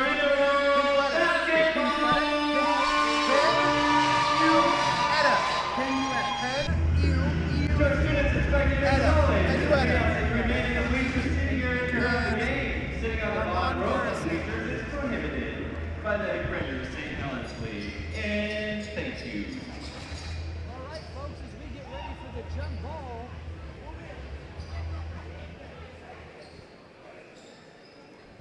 And it will be Klein jumping against 21 on 21. Sampson for Camas. Klein will win it, and it will go out of bounds. What are they going to do? They're going to give it to the Timberwolves and settle the difference between the girls and the boys. The boys get 5 more seconds on the shot clock, so it'll be a 35-second shot clock and not a 30-second shot clock for us here.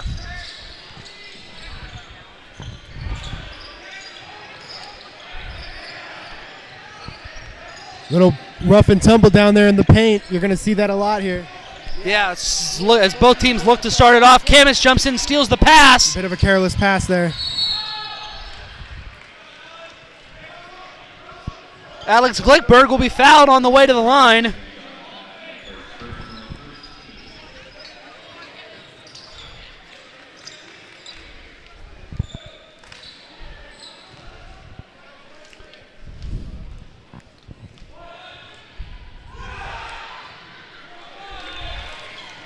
Here's a fun fact, folks. I'm as tall as the shortest Camas basketball player. This team's got a lot of height, a lot of size on the team. Yes, they do. And from the looks of warm-ups, they get a lot of height on their jumps. So get up in the air very well. Yes, they do. Camas will get one away from that. Glickberg will hit it. As Heritage will have possession. It'll be Garrison with the ball. Foul called on the Papermakers.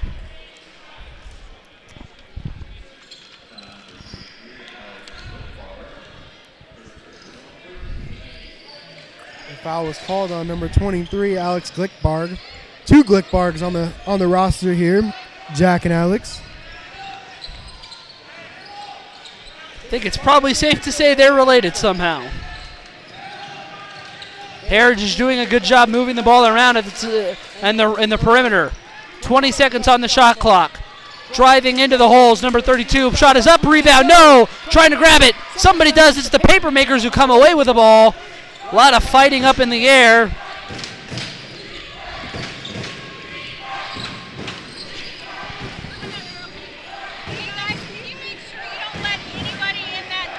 Yeah, sorry. Oh, I'm so sorry.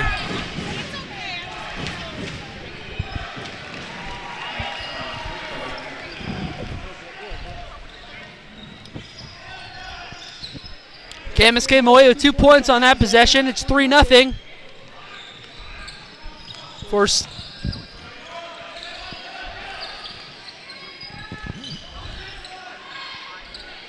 A long 3 for the Timberwolves is off. Penuetta missed that one.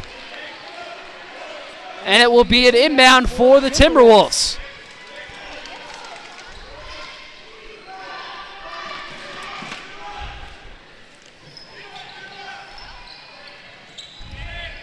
Another steal by Camas. They're quick on the ball. They are very quick. Nice underneath pass. The shot is up and in. As it'll be Logan Miller with the basket for the Papermakers. Make that one look pretty effortless, he did.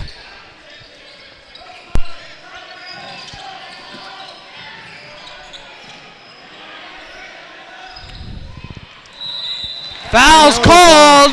Basket's going to count. Heritage is going to get a chance to learn one more at the line. Sanjit Singh went up hard for that one. Was Yes, able to he get did. the points, and now he's getting sent to the line for a little bit of extra. These are those chances that you've got to capitalize on at the free throw line. Sanjit Singh.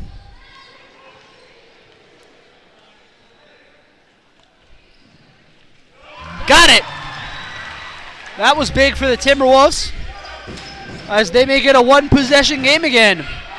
The band's getting into it, calling for the crowd to chant defense. Camas looking to set up their offense. Good ball possession. Back and forth they go.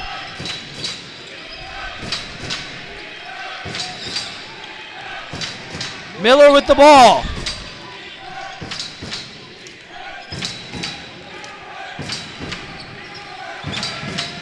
Glickbarg with a nice in. little dime. Yeah, it was a beautiful dime as Camas will pay dividends with their ball movement there. Good move, up and in, and it's in. Garrison's basket, a perfect one for the Timberwolves. Keeps it a 1-possession game, and a charge will be called. Heritage ball. This is a fast-moving game, but I like that I see that they're able to stay close. They're able to convert on both sides. They just gotta tighten up the defense just a little bit and get a run going in their direction to either get it tied up or take the lead. I agree with you 100%. Maybe settle things out, let this game slow down a little bit too, get into a nice pace of the game. Ball inside to Sanji. He's going to go up strong, and he'll convert again. Way to go up. Sanji Singh says, I can take care of business myself.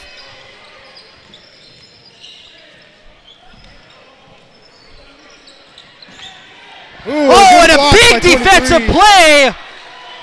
Josh Patton was there to get a hand in there. Patton, perfect ability. Bumping and grinding up in there. Somebody's got to come away with the ball. Camas is fighting. Points are being left on the board. Heritage grabs the rebound. Things thought about it for a half a second there, pulls it back in. Heritage working the ball around the perimeter. And now we're looking at a situation I was just talking about here. They can look to take the lead. Yes, they can. 7-7 game. A big 3 for the Timberwolves is off. Poor shot attempt there by Keone. Rebound for the Timberwolves. They take the ball up the court. Patton drives in, and the layup is off. I got excited there for a second. Camas will take possession, bring it up. Back and forth we go. Shots up, it's off. Singh having an eye for the ball. He's been a little bit everywhere so far. Yes, he has. He's been all over the court tonight.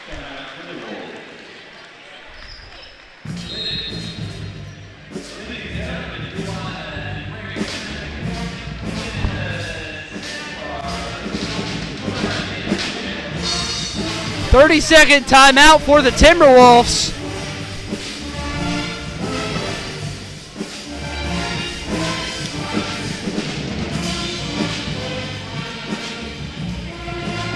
Very manageable game here for the Timberwolves. Able to almost match everything that Camas has brought up onto him. Able to match it with scores of their own and able to get back on some defensive stops.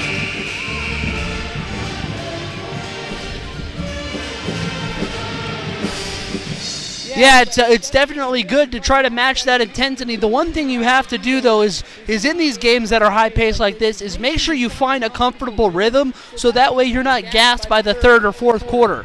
I agree. They don't want to blow their wad here. And it looks like Grayson Allen will sit down for the Timberwolves, and Nick Morris will check in. And it looks like Latrell Johnson will come in for the Timberwolves as well.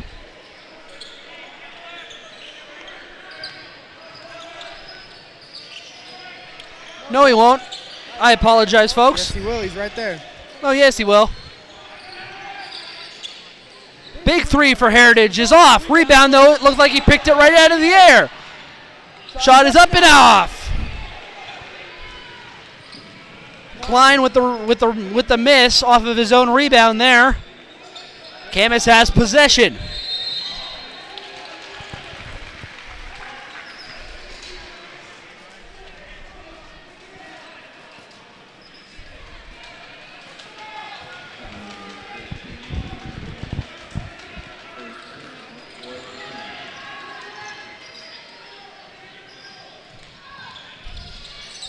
Thread the needle, ball's in, up to the hole, is in! And the Timberwolves have their first lead of the ball game, folks. It comes at the 2:55 mark in the first quarter. Camas down at the other end.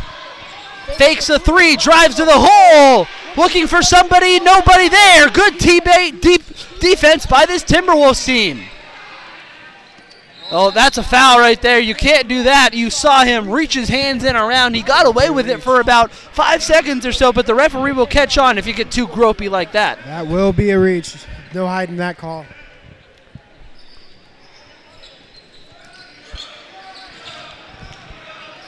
Did something look like it surprised you there? No, I just, lost my brain for half a second. Usually happens. Yes, it does. Sometimes for more than half a second, so we got lucky. Heritage continuing to move the ball around. It looks like a little too much on that pass. That was almost out of bounds right there.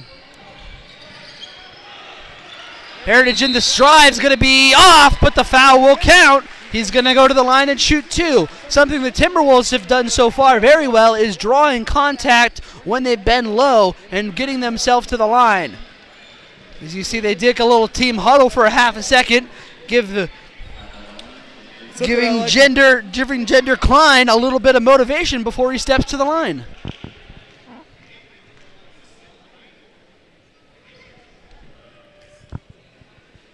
Shot is in.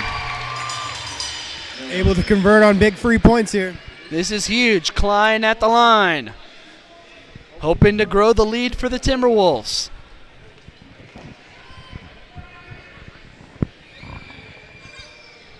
And it's in.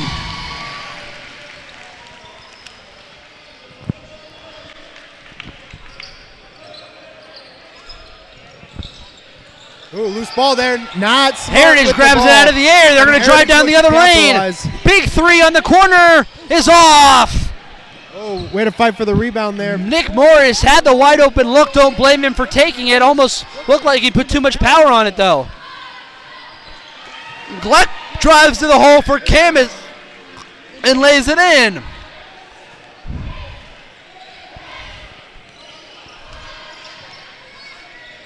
It's like a heavyweight fight right now. These two teams are throwing blows and they're answering each other one by one. And it's going to be a foul on the Timberwolves. It'll be Camas ball underneath.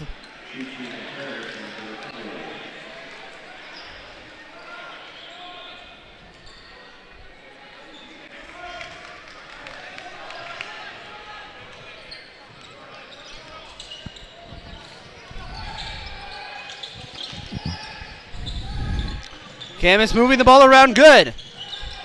Coach Drew said one of the things he wanted to do was take the three-point game away from the Papermakers. He has done a good job of that tonight so far in the first. A minute to go here. Camas driving. They've got great ball movement.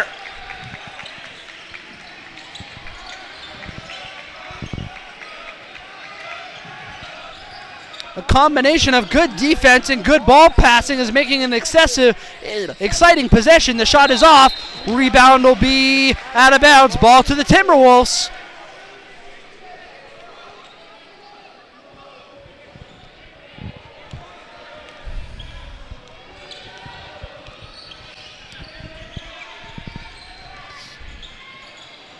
Stolen away by the Papermakers. They're driving the length of the court. Lays it up and off. Rebound Heritage. No, he loses it. Couldn't get possession. The teammate tipped it to somebody else. Couldn't hold on to it.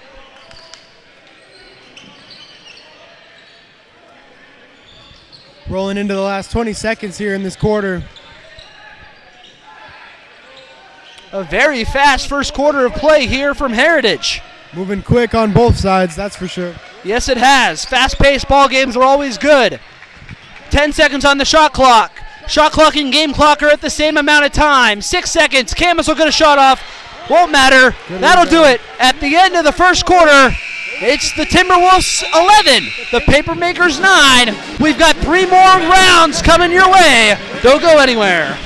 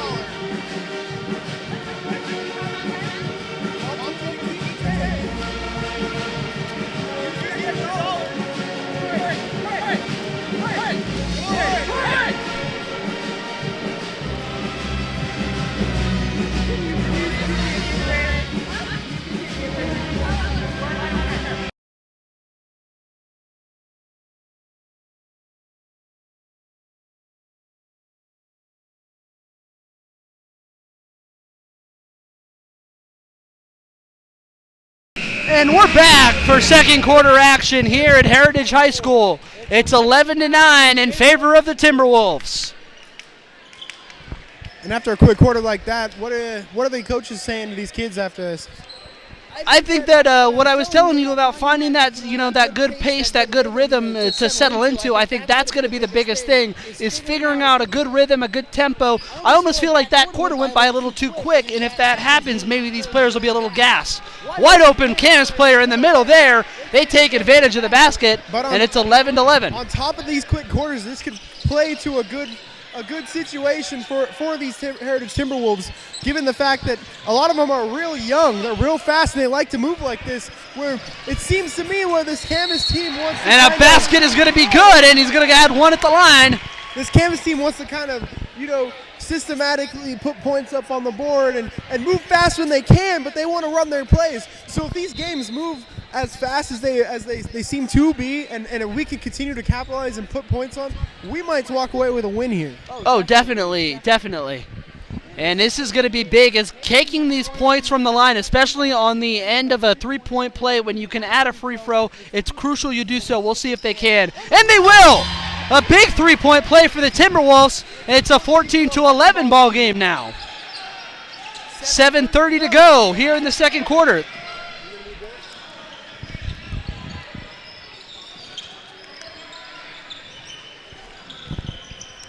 And here we see the Camas Papermakers trying to move the ball around here.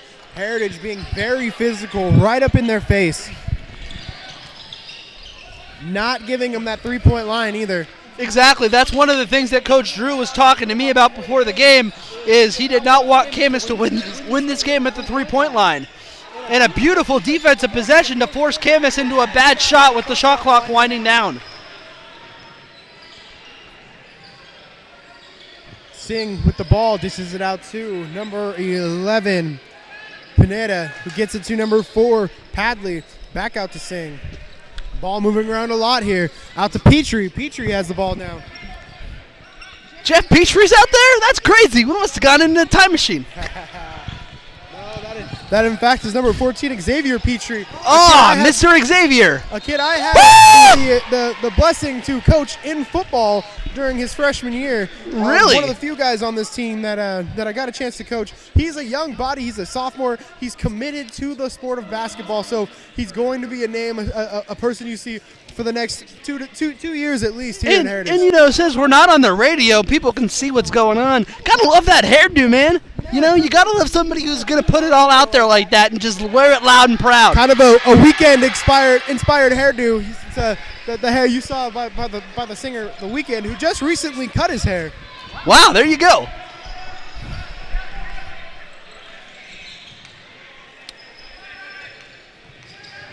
That continued ball movement by the Timberwolves, very impressive. Whoa, there's a ball going live up in the air, hot potato style. It's going to go anywhere with those tips. Oh, yeah. Careful, audience. Balls might come flying at you at some point tonight.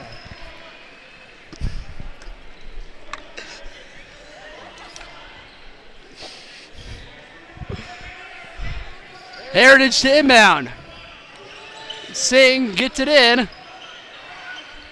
Petrie with the ball here on the outside. Xavier has it. He looks so confident with the ball in his hand. Whoa, and a lob pass up in the air. Now all of a sudden the double team is coming. Camas is starting to break down this Timberwolves offense. A big three, and it's in! He had it at the clock buzzer! Shot clock beat it! Woo-hoo! Gotta love that! He looked the shot clock right in the face and said, go ahead and count down. I'm going to hit this. Mm-hmm.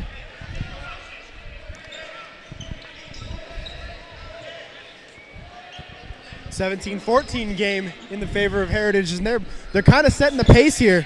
They definitely are setting the pace. It looks like we're going to be in for a high-tempo, up-paced ball game. It looks like they're rushing the Camas Papermakers. They are. It's not looking like Camas is being able to settle into their game plan. As you see Heritage taking the shot clock deep into their possessions, Camas is very hustled on the other end of the floor. Another three for the Timberwolves. That one is off. Very close. That one was almost in. If he would have shot it at a little bit of a different angle, I think he'd have got the backboard love. And Camas comes back and hits a three of their own. Back and forth they go. These heavyweight teams are going head-to-head. Neither side giving an inch here. Both these teams know how big this win is as they fight for third place in league play. Very smooth shot there for Johnson.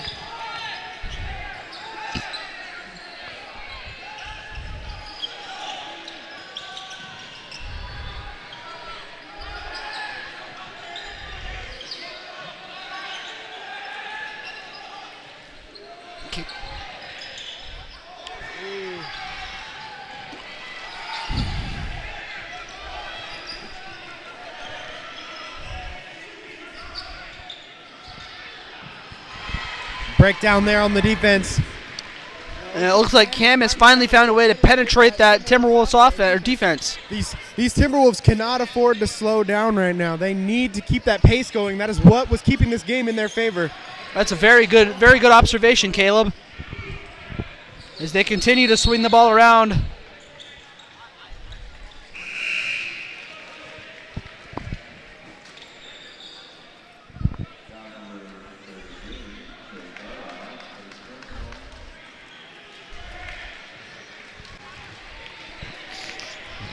It looks like there's going to be a close to a full team sub. Johnson will stay on the court, and he will be joined by number 23, Josh Patton, number 5, Armand Garrison, number 12, Michael Terrace, and number 15, Nick Morse.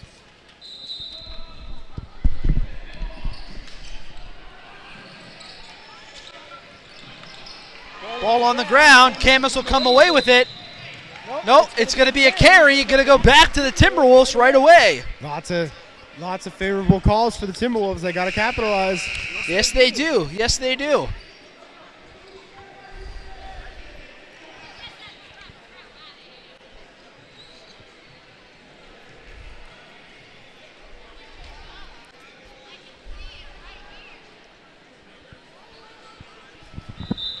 How do you like the Bulls look that the Camas has gone with here today? I didn't pick up on that. That's a very, very intuitive, and all the way down to the shorts, which even have that little V cut line like they do in Chicago as well. Indeed.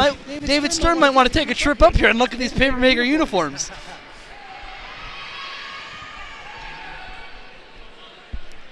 Band looks like they're getting a little ahead of themselves, trying to get themselves started. And there we go. Bomb.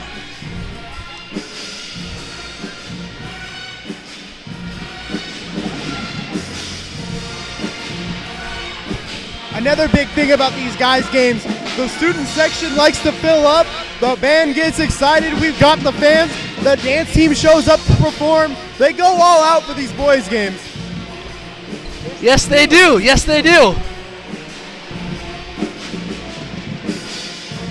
And ladies and gentlemen, we are in for a huge, huge honor tonight as one of my ex-teammates, a guy I was able to play football with and share even the coaching field with, Ashton Clark, who I believe is on the coaching staff. He is seated right there on the bench with him. He will be honored tonight in the Heritage Hall of Fame at halftime. Wow, that is an amazing and incredible athlete here at Heritage. Played football, played some basketball as well. He did it all. Ashton Clark is technically a four-sport varsity athlete. Four-sport varsity athlete. Explain this to me. He lettered in baseball.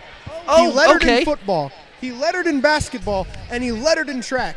The man who is an all-around athlete. And then he went on to win a national championship at Eastern Washington.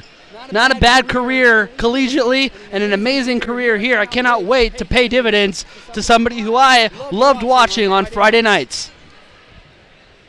And as an ex-teammate of Ashton's, it's always a great honor to see guys like that get honored. Props to you, Ashton. All the work you've done, all the hard work, all the time we spent in that weight room, it's all paid off to you, man. Hats off to you. Congrats. Very, very awesome honor. All right, let's get back to what we've got going on. It looks like a referee talking things over. The Timberwolves are going to step to the line. It looks like it's going to be Josh Patton at the line for the Timberwolves. Give you a little reset. The score is 19-19. We've got about 4 minutes to go till the half. 3 minutes and 55 seconds to be exact for you. And it looks like Singh will check back in for the Timberwolves. What exactly seems to be going on here? The referee And so will Morris. The referee keeps coming right back over to that not only the bench but to the sideline here, asking a lot of questions. Do you have any idea what they're doing? I mean, maybe they were trying to talk about dinner reservations as well. As we look to get this group in, we've got number 32, Sanjit Singh, shooting for 2, I believe. Okay, so what I believe happened here was the shooter got fouled and was a little shaken up, and so the coach asked to pull the player and pull the shooter and replace him with a shooter. Normally not allowed. In this case, the referee did allow that. Singh's shot is off. Heritage will get possession, though. Garrison to Singh.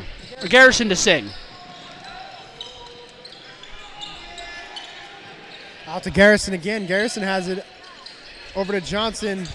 Yep, ball's going to be loose. It was touched by a Camas player. That's why there's no backcourt touch. Patton's got the ball back here. Out to Singh. Ooh. Oh, a nice stutter step jump move by Singh there. He's showing me a lot in this first half. A big three is off. Nobody there for the rebound. 3 minutes and 20 seconds to go here. Singh comes in and takes it out of midair. Oh, baby. And they're going to keep the ball here, keep possession. We're not able to come away with points as number 15, Nick Morris, steps in for the Timberwolves, and somebody's got to come out. And it looks like it will be Sanjit Singh. It will be Sanjit Singh. A big three from... Ooh, A big-time three from Patton. That's Patton says, I'm here, General. I'll take that order. Camas moving the ball around. As the announcer referred to him as General Patton, a little history lesson in there for you. Got to keep you on your toes, folks. Got to keep you on your toes. Camas drives to the hole. Where's the call? Right there. Travel. There it is. Good call by the ref. I think Camas wants a foul, and to be fair, that could have gone either way. The foul occurred right as the travel did, but they're going to give the call to the Timberwolves, and it will be Heritage ball. Patton will bring it up for the Timberwolves. Patton to Moore. Now with a good Moore possession here, Grayson. we could come away with some points, and you get sitting in another good situation. Another three is in. That's going to be Latrell Johnson says, I will take three. Timberwolves say, I'll take back-to-back threes, and they're in business before the half. Good aggression there by Patton, but he almost lost it. Good rebound there. Rebound by Terrace. He got it out to Patton. Patton will control the ball here.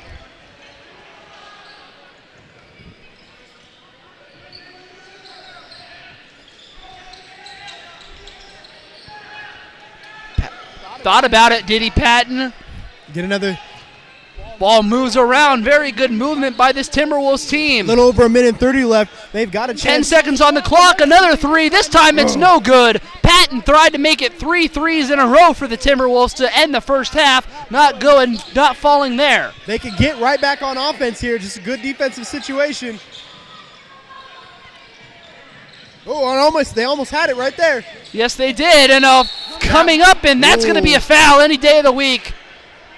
Way to go after the ball there, but once you're in the air and you touch somebody, you just can't do that, man. It's a really hard thing to judge, especially in high school basketball. Sometimes the players looks like they're floating in air when they leave their feet for a few seconds. Yeah, they almost pause. They almost pause for a second. It's like Le'Veon Bell when he's running the football. He pauses.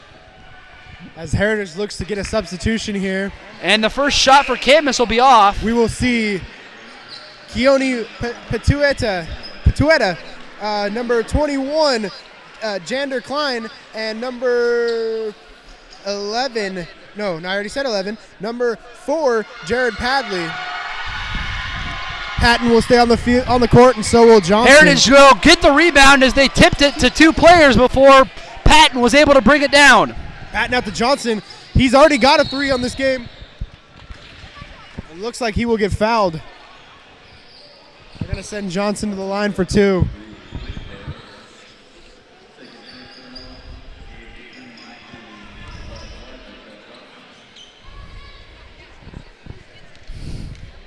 Keep my booth clean. Anyways, shots up. Is off. Rebounded by the Papermakers. Oh, and that is going to be a kick ball. That's going to be Camas ball. Looked like a kick call on that one. He got caught with his foot in the air in the wrong spot. Can't be dancing like that on the court, man. Got 1:09 to go before the half. Definitely think you've seen the pace of this game slow down in the last 4 minutes of this quarter. On both sides. Yeah. Which has got a question for Heritage, because Heritage almost had that pace in their favor. Why would they give up the pace? Well, I think they're settling into a more controlled game plan. I think they got those couple of threes to fall for them, and the shot will go in for Camas. But this has just been a very evenly matched ball game, and I think one of the big things you can look at based off the score from the first time these two teams played, Heritage has already made the improvements in this first quarter, in this first half, and looks to be paying dividends for them as they're ahead by 4 points right now. Yeah, it's a very manageable game. They gotta keep pouring it on though. They gotta keep that pace. That pace was what was working for them.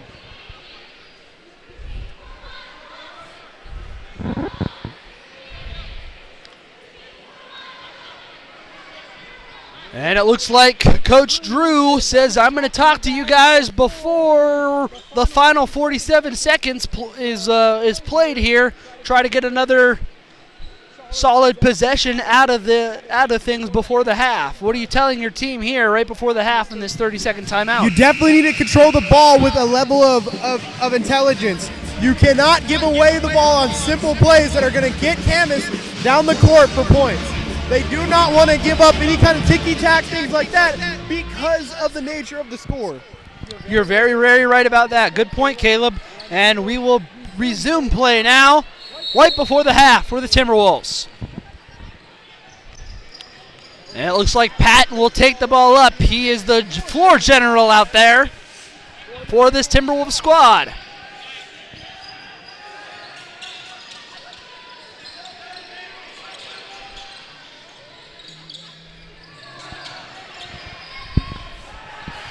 And up and in for 21.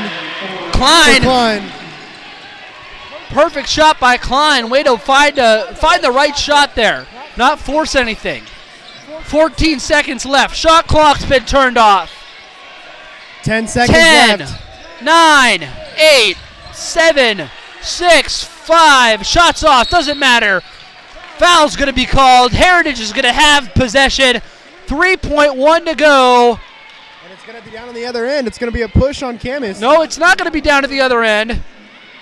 Oh, yes, it will. It's going to be a shooting foul. I apologize. I missed your It was a misunderstanding on the other end call there. push. It looks like he's going to get 1-on-1. No, it's going to be a straight 2. They're over the limit with 9 fouls is the paper makers. With 2 shots He only got a for 1-on-1 Johnson. on that Oh, I guess he did. Wasn't paying attention. Long shot is almost on. And it will fall short. So at the end of the first half, it's been a back and forth battle. Heritage is up by 6, 27-21. We've got second half action for you live from Heritage after this halftime promotion.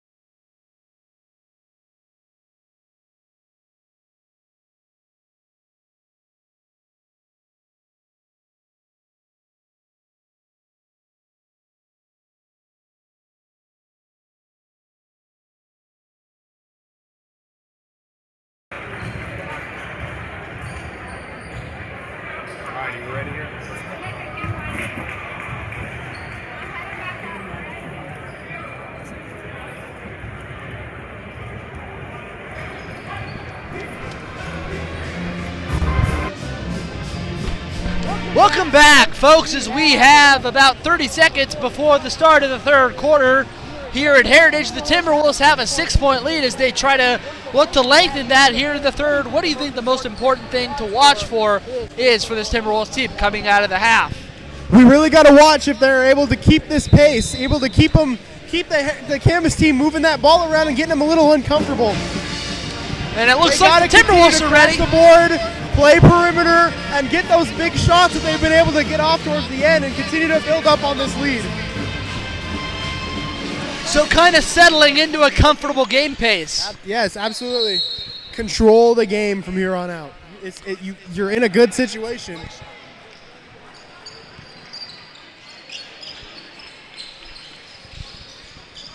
Patton to Sanji with the ball. Back to Patton.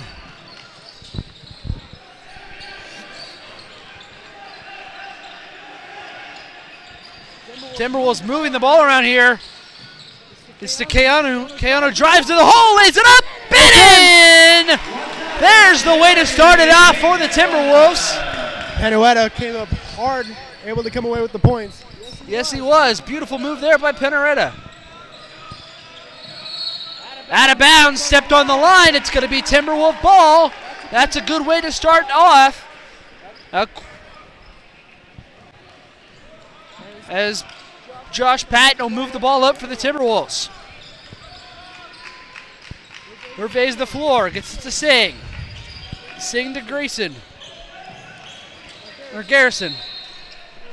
Fun fact, Amon Garrison is the son of principal to Heritage High School, Mr. Garrison. There you go. I did not know that. That's pretty awesome. That would be a little intimidating, having your dad be the principal at your high school. More power to this kid. Yeah.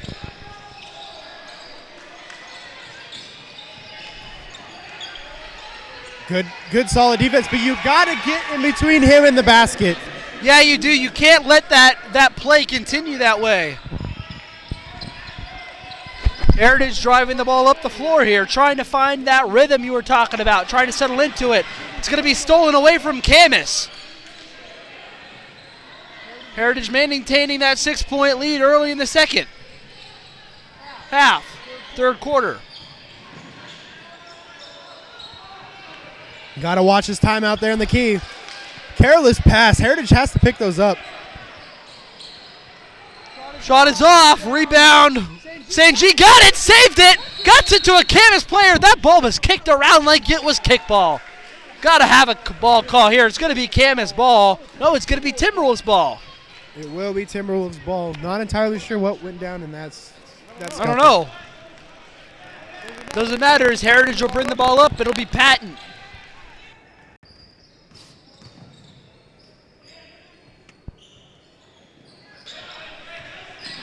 He looks to back down. Foul's going to be called. It's going to go on the paper makers. It looks like it will be in the act of shooting as well. And Klein will head to the line here. Klein to the line to shoot two. You really like saying that one, don't It's you? fun to say it. It rolls off the tongue, rings to the ears. It's all good. Klein at the line, shooting two. Just like last time he hits the first. Can he connect with the second? I think he's going to take both of these points away here. With a 30-23 lead, this could be good for the Heritage Timberwolves. Huge points on the board, and he will. Nothing but net. 31-23, Heritage leading. Klein says, I'll give you a little bit of double love on that one.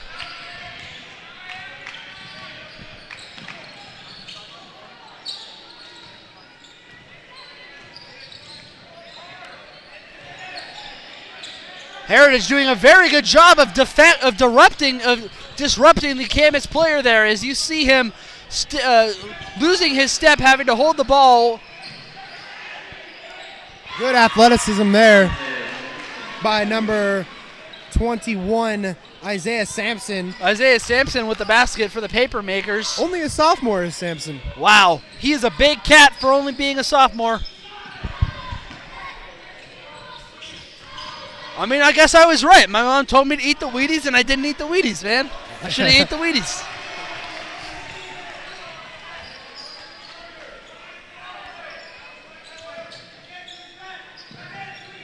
Heritage moving the ball around on top. Sanji to Klein.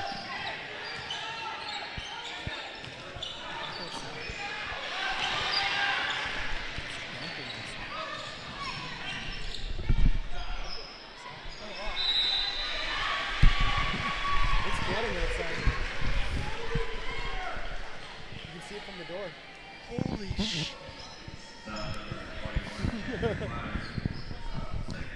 It's flooding outside.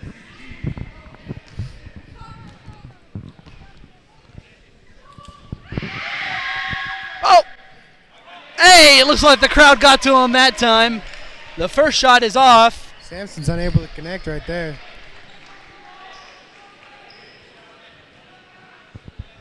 Does that not look like a big body of water? Yeah, but that is elevated because of the sidewalk. You have to remember that. I know, but if it looks like that on the Yeah, sidewalk- right, yeah. And they do not, they do, I'm not entirely sure if they came away with points there. No, Nope, they did not. We got help from our man behind the camera. Good old producer Houston. As Johnson looks to check in for Garrison. Garrison will take a seat at the end of the bench.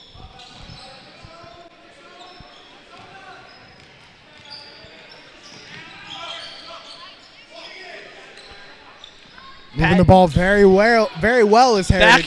Back and forth. These passes have been crisp and clean in the second.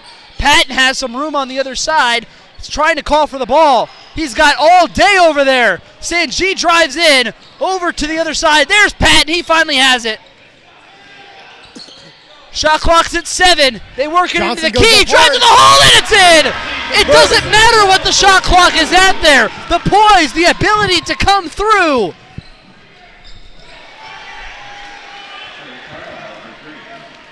And Camas comes back and does it right at the other end. Every time Heritage has those beautiful lay-ins, it's like they don't get back on defense quick enough. And if they continue on this route, you don't be surprised if we see this lead change. Patton, a big 3. It's in. No! I said it too early. I jinxed him. I'm sorry, General.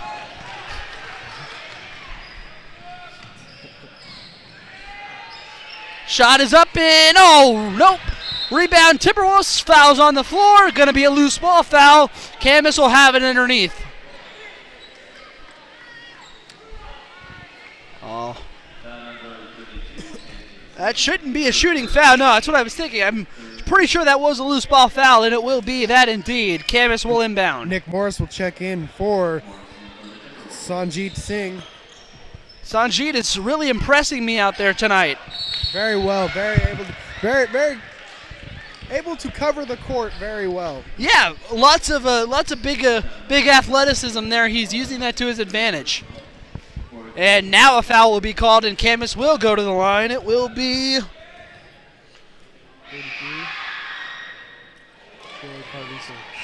Trey Carliso will take the shots here. Trey Carlisle. Okay. Carlisle, I would believe. All right, Trey Carlisle with the shots at the line. Second one coming up for Carlisle.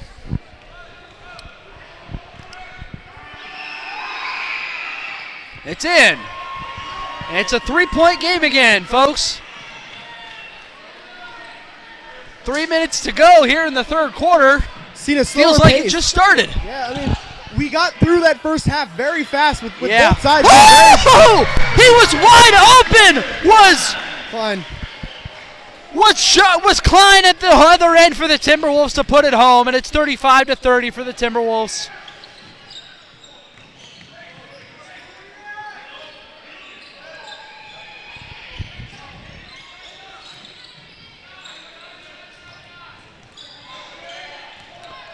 Beautiful execution Nice to throw the hit. ball over the top of him there. Very nice pass. Was not able to capitalize with the points, though. No, but I mean the ball. He passed the ball and then the ball changed directions in air without it being touched. It looked like He that was used the bizarre. force. Yeah, He used the force. a little Rogue One style, huh?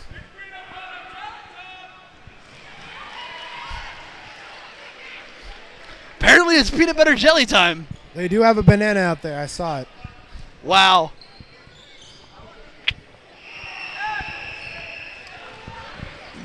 And the shots are both good for Camas as they will drop back to a one-possession game. It's something you were talking about earlier about that lead dwindling, and it has done just that, back to a one-possession game, back and forth. Like I said, these teams are a bunch of heavyweight fighters going blow for blow. Yeah, I mean, everything that Camas big has brought to three! Heritage, Oh, Heritage been able to no. match. Same thing going the other way. Foul is going to be a loose ball foul, going to be called on Camas. Heritage is going to get another shot here under the basket. Or another possession to hopefully get to another shot. And they will inbound under the basket.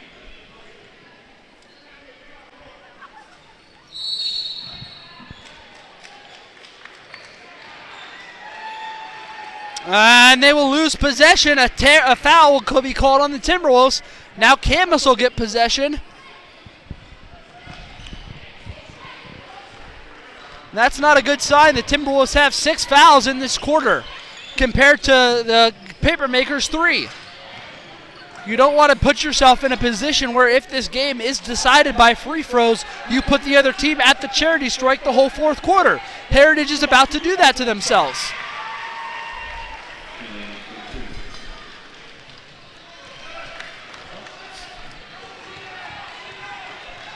It's a 1-point game all of a sudden. And like I said, something to keep your eye on is Heritage has 16 very good fouls. block. Camas is going to be shooting the majority of this ball game. In a close game, it will probably come down to who makes more free throws tonight. With how well Heritage is playing Camas right now, you'd hate to see it come down to free points like that. Yes, you would. And another foul is going to be called. That is going to be a devastating one, as Camas is going to be shooting free throws the rest of the ball game, folks. So Patton will sit down, and in will come Petrie, as well as Klein sitting down, and in will come Xavier. Petrie. Petrie was already announced. Taras, number 12, Michael Taras. First shot is off, so there's that foul. That free throw mistake for Camas. Rips out of they're going to give it to Camas. That was a tough call. Good heads-up play for the Timberwolves there. And Jared Parley did a very good job to see where the ball was, the wherewithal. Just got to step on the line, but good heads-up play. We're starting to see a little bit of that defensive spark we saw in the first for the Timberwolves. The physicality, getting up in their face, playing them hard-nosed. Under the basket, up over the top. No, rebound Heritage. He said, "You're not jumping that. You're not wrestling that ball away from me." It will be a jump ball. Possession is to Camas. Unfortunately, he took a hit to the nose there, it looks like. Yeah, Johnson took a hand to the face on that one. Hopefully he's able to shake it off and be fine. If I was Coach Drew right now, I'd be trying to get somebody in for him just to kind of manage it. Those nose do sting sometimes after they get hit. Yeah, it could have been a nose, could have been an eye. Either way, you want... 3 for Camas is a huge one. And after a quarter of battling, they have come back and take the lead with a minute to go. Very close game here. And Coach Drew is obviously not very happy with what he's seeing. He wants a timeout. He's going to get it. It's a 30-second timeout. It's 35-37 in favor of the Papermakers.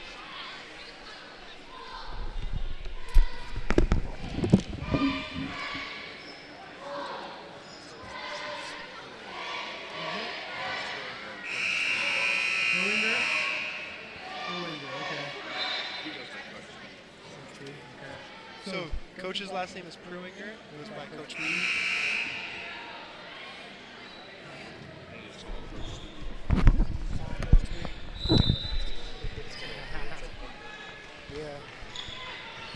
And here we go. Heritage right back to it after the timeout.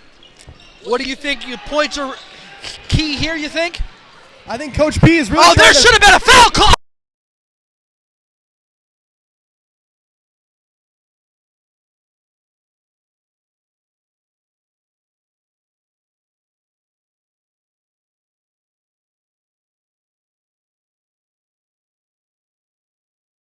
Some excited fans on a foul call, but I've never seen someone get so excited for a foul call he rips his own microphone out of the exchange. But Ryan Black, I do agree that was a foul. That is a very bad no call. Thank goodness Heritage got the ball back on the possession arrow, and they almost turn it over. A big shot. No, is off. 20 seconds to go here in the quarter. Kim is trying to get a points before the end of it. They're going to let this clock wind down, hold for a nice last shot. Very smart move here. 3 for Camas is off. Rebound is back up. No. That'll be it. They will send the ball flying. Heads up, cheerleaders. And as we get into the fourth quarter, what are you thinking here? What's going on? Well, you've got a very close game, a game you've maintained this whole time. You stayed very close.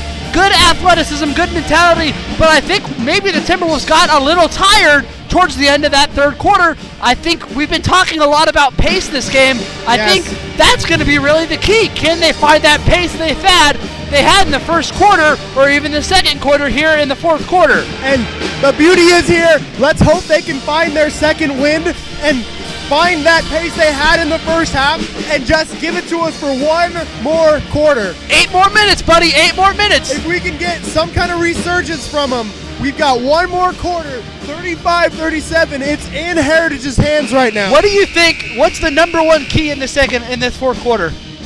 The key right now is pace. Pace. Push them. Force Camas to make unwanted shots.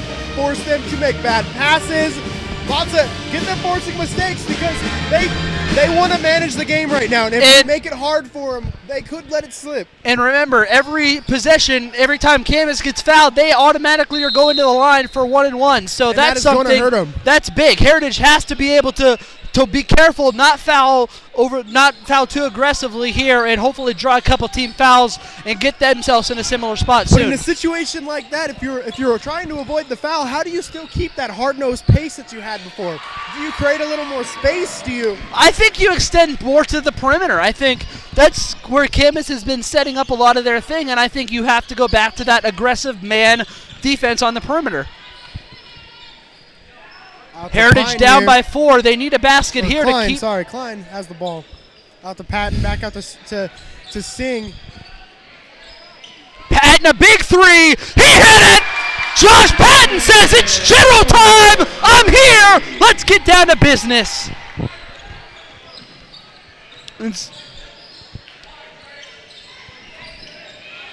it looks like the Timberwolves listened to what I said on that last possession. There we Crowd go. getting into it. I love it. Another no points. Another possession that leads to Camas with no points. Exactly. That's exactly what you want if you're the Timberwolves. Get the crowd into this game. Singh's looking for her. 3 on the corner is off. You don't need those 3 balls all the time. No, they do not. There is not a sense of urgency to shoot the 3 ball. They need to control this game and get their points quick and fast, but not out here on these I mean, if there's a wide open look, that's a totally different thing. But you don't need to jack up 33s a game. No, we need high percentage shots in just about every situation scoring-wise. You are 100% right about that. As Camas will go to the line like we talked about. This is a 1-and-1. The first shot is off. No, it's in. I thought the crowd was going to make him miss there. They were into that one. They have been able to be a factor here, but not quite the level they want to be.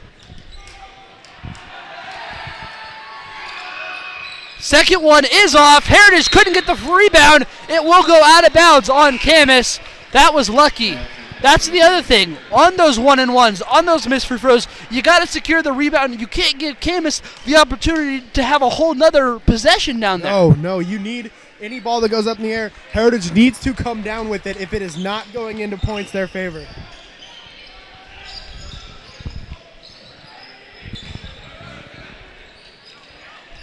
Singh thought about it, smart to pull it back. There's a high percentage shot. Wasn't a 2, he took a step in, and he ties the ball game up for the Timberwolves. Gotta stay tough here. This is a manageable game. It's a very manageable game for the Timberwolves. As there's 6 minutes left on the clock here, 40-40. Camas is looking to try and score. Big three for Camas is in. That's bad. He hit him as he goes down. One more shot's going to come, and I think that was a little bit of selling there too. Silly mistake there by Heritage, though. You do not want to come at him on that pressure. Get in his line of sight for that three-point shot. Try to disrupt it a little bit, but you do not want to touch him, especially in these situations. To make it a two-possession game, and it will be. Rough situation right there. Bad foul.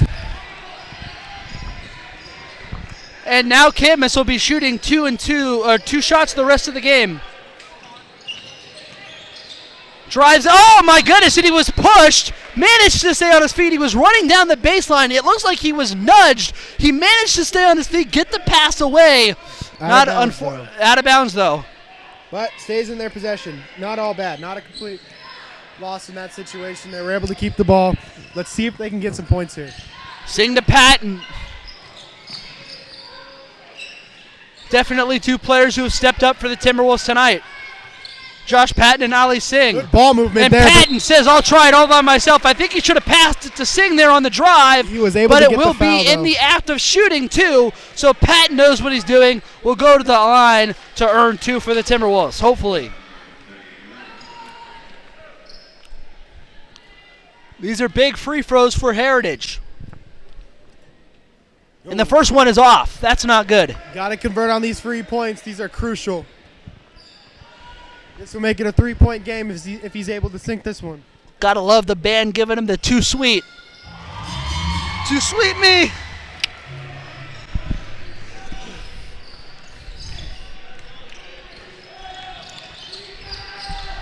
Patton guarding very close on him.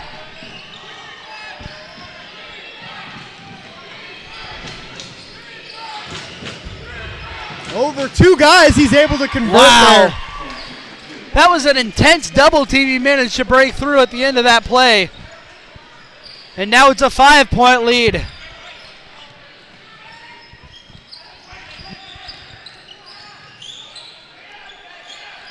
Singh shot. Oh, it was off. Rebound. It's going to stay here. A good move by Singh. I think, to the referee's dismay, I think he got that one wrong. I thought actually it was going to be Camas ball, but I'm not complaining at all. Heritage to inbound. Inbounds to Patton at the top. Looks to set up.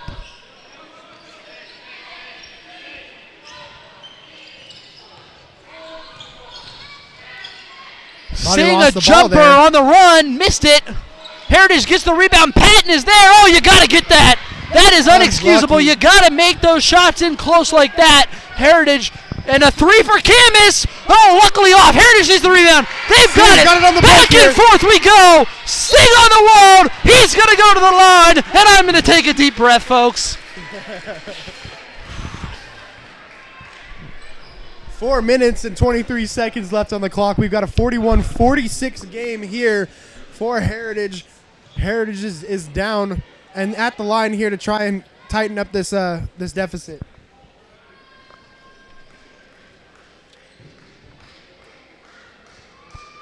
Ooh, Singh unable to convert on the first one.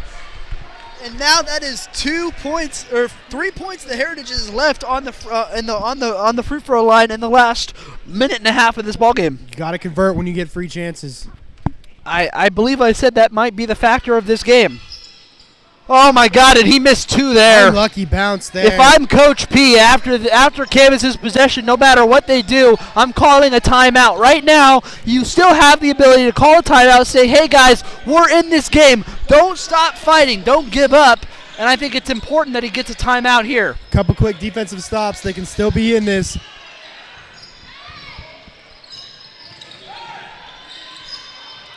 Ten seconds on the shot clock. A 3 for Camas. Around and out. Johnson comes away with that rebound. That's what we call the toilet seat, man. It hung on the rim, but did not fall in. He's got Xavier open if he wants to. And he loses it. Ooh, there it is. Play on the pass situation. I'm telling you, I think Coach is making a mistake. I think 2 points. You here. gotta slow them down right now. You gotta call a timeout. You gotta talk to your boys. Patton slow to get up here. I don't know what their timeout situation is, but Heritage will earn a shot at the line. And to say that they need to convert with both of these is an understatement. They have been unsuccessful their last 2 trips to the line, leaving 5 points at the charity strike. Are these 3 free throws going to be the difference maker? And he missed that one. We're leaving 3 points out on the court.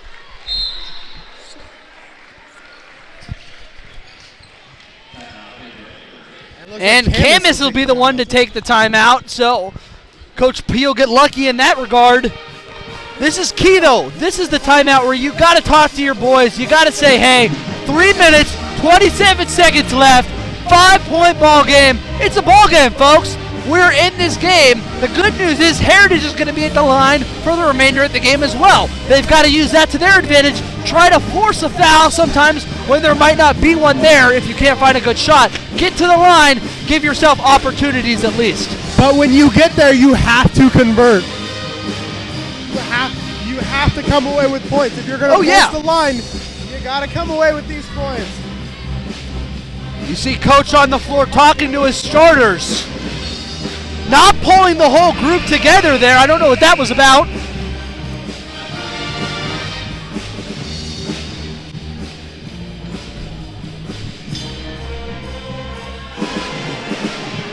And we'll see if Josh Patton can come away with one at the end of his trip here.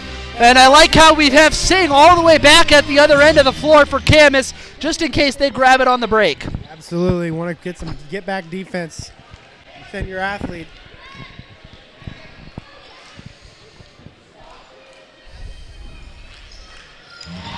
There it is. Finally, they break the curse of no make. Let's get some good defense going for the Timberwolves here. 42-46, 3 minutes in. 4-point ball game, 15 2-possession seconds game. left. 20 on the shot clock for Camas. Shot, a 3.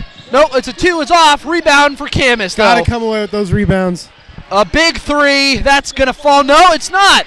Nobody can buy a basket right now. They got to get somebody down there to help Johnson out. I feel like he's the only one down low trying to pull in rebounds.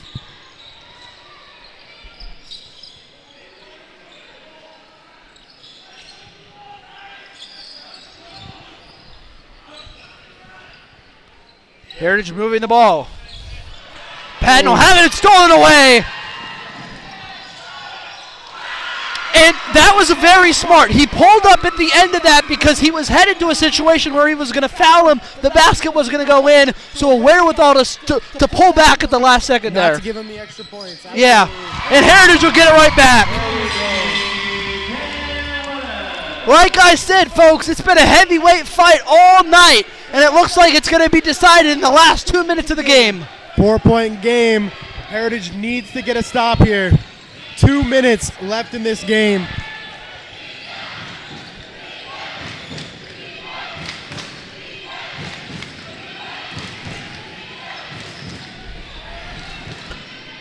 Rebound, Heritage, no! Foul! Had to get the ball. Timeout. Camas called the timeout. Okay. I was wondering if it was going to be a loose ball foul there for a second, but timeout for Camas, and the ability to go in and grab the rebound was insanely impressive there.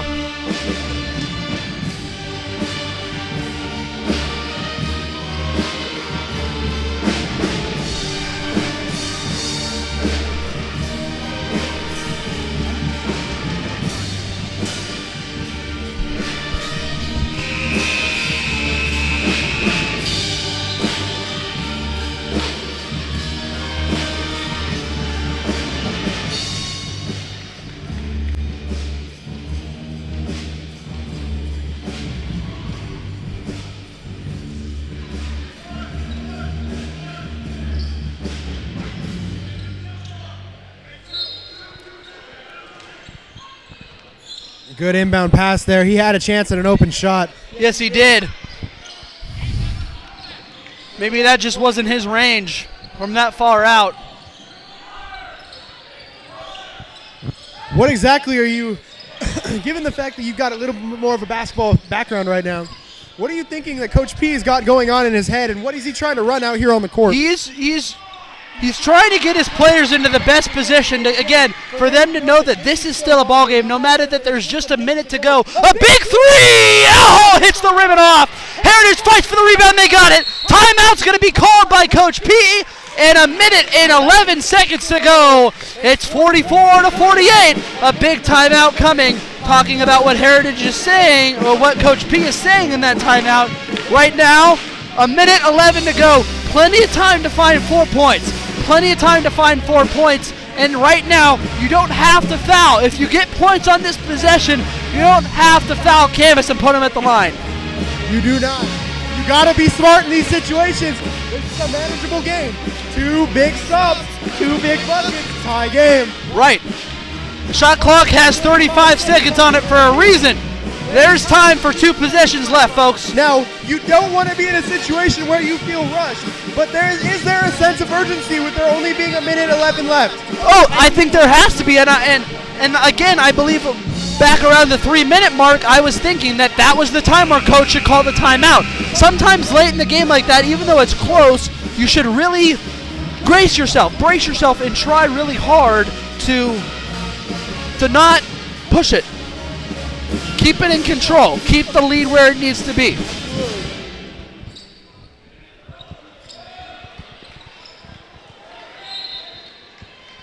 We'd like to thank the Covington 8th grade boys for coming tonight and watching.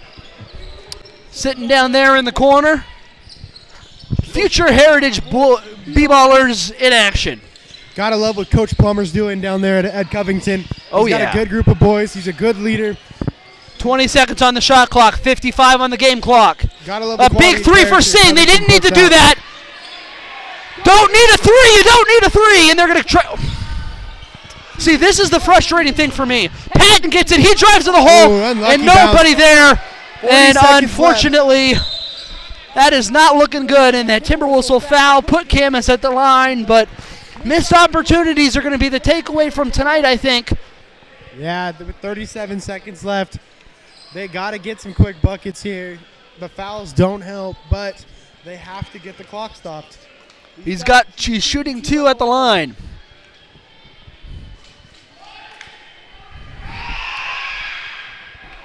And he's off there. First one is off with a little help from the crowd. I'm sure the crowd's going to give him help on the second one, too.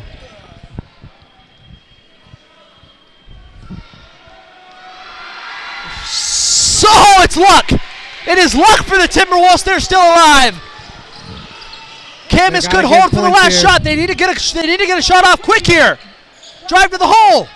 They need quick. They're going to try a 3. A Patton 3 is off.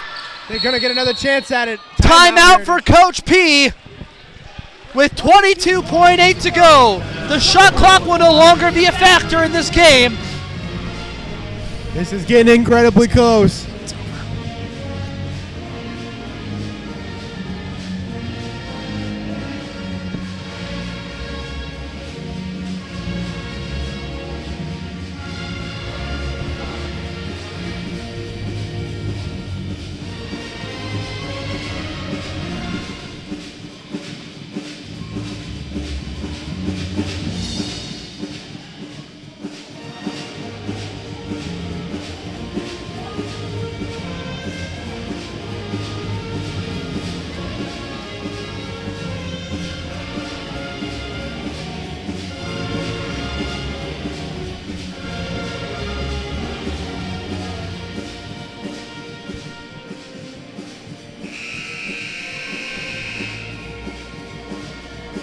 Here we go as we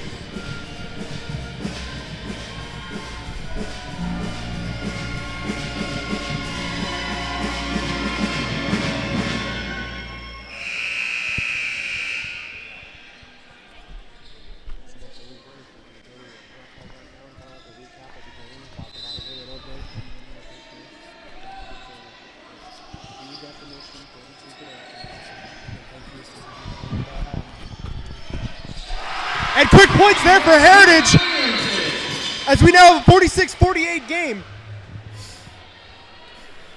13.7 to go. Camas at the line. One of them is okay. If they hit one, it will still be a 3-point ball game. We can Indeed. still play for the overtime. It's very, yes. So as long as he can miss one.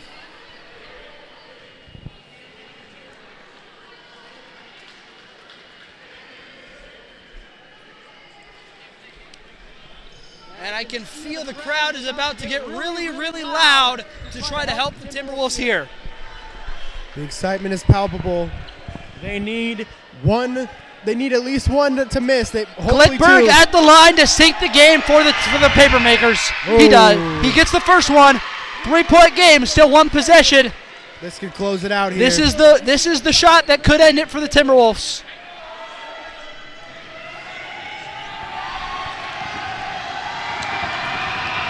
Gleck's shot is up. It's in.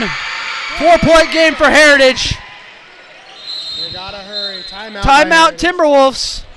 And this is that urgency we needed to see a little bit sooner. I think if Coach would have gone back, maybe taken a timeout at around the 3-minute mark, settled these boys down when it was still a 4-point game, he could have talked to them about chipping away at the lead. He saved all the timeouts for late, and now all of a sudden he's down by 4 with 13 seconds left. Not a very favorable situation. And we've got a banana sighting. The crazy banana is loose. Get any of the banana. There he is. The banana is on the court. So you're going to see a quick 3 for the Timberwolves here. Maybe a spot where they can get around a lot of bodies and maybe draw contact. Yeah, absolutely. And they will have to inbound the length of the floor.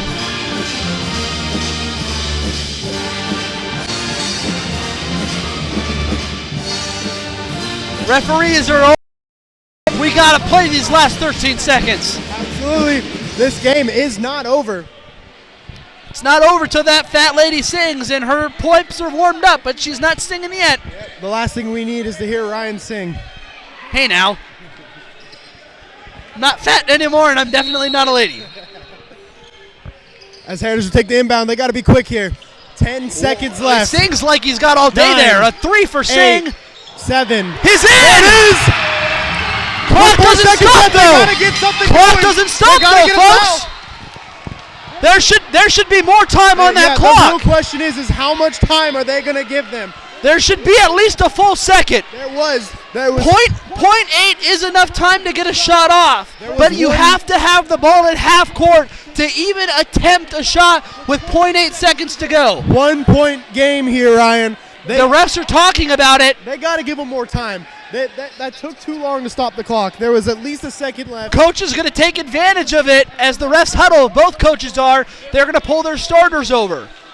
Bench cannot gather around in these situations, but the players can. The refs are settling it out. And I say a 5. 2. Oh, it's a foul. They don't have a 25 on the team.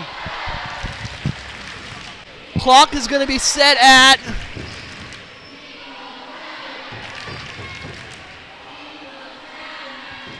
Crowd is getting into it. 1.2 seconds. They will get 1.2 seconds is enough time to get a shot away.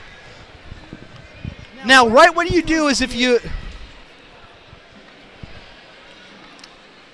Camas, you want to make the first one and you want to miss the second one, so Heritage can't even inbound. First one is good. 2-point ball game. It'll be a 1-possession game even if he hits this. If I'm Camas, I'm not making this shot intentionally. That way Heritage has to fight for the rebound. I'd lob this one right off the backboard. Yeah. Game. He will. Heritage. Apparently they didn't have a timeout. They didn't save a timeout for that kind of a situation. The game is over. The Timberwolves will lose a heartbreaker. The final score, 49-51. They fought hard. They played hard. They just couldn't bring it out. Now, Heritage was in this game. This was not a situation we thought that we'd see Heritage in.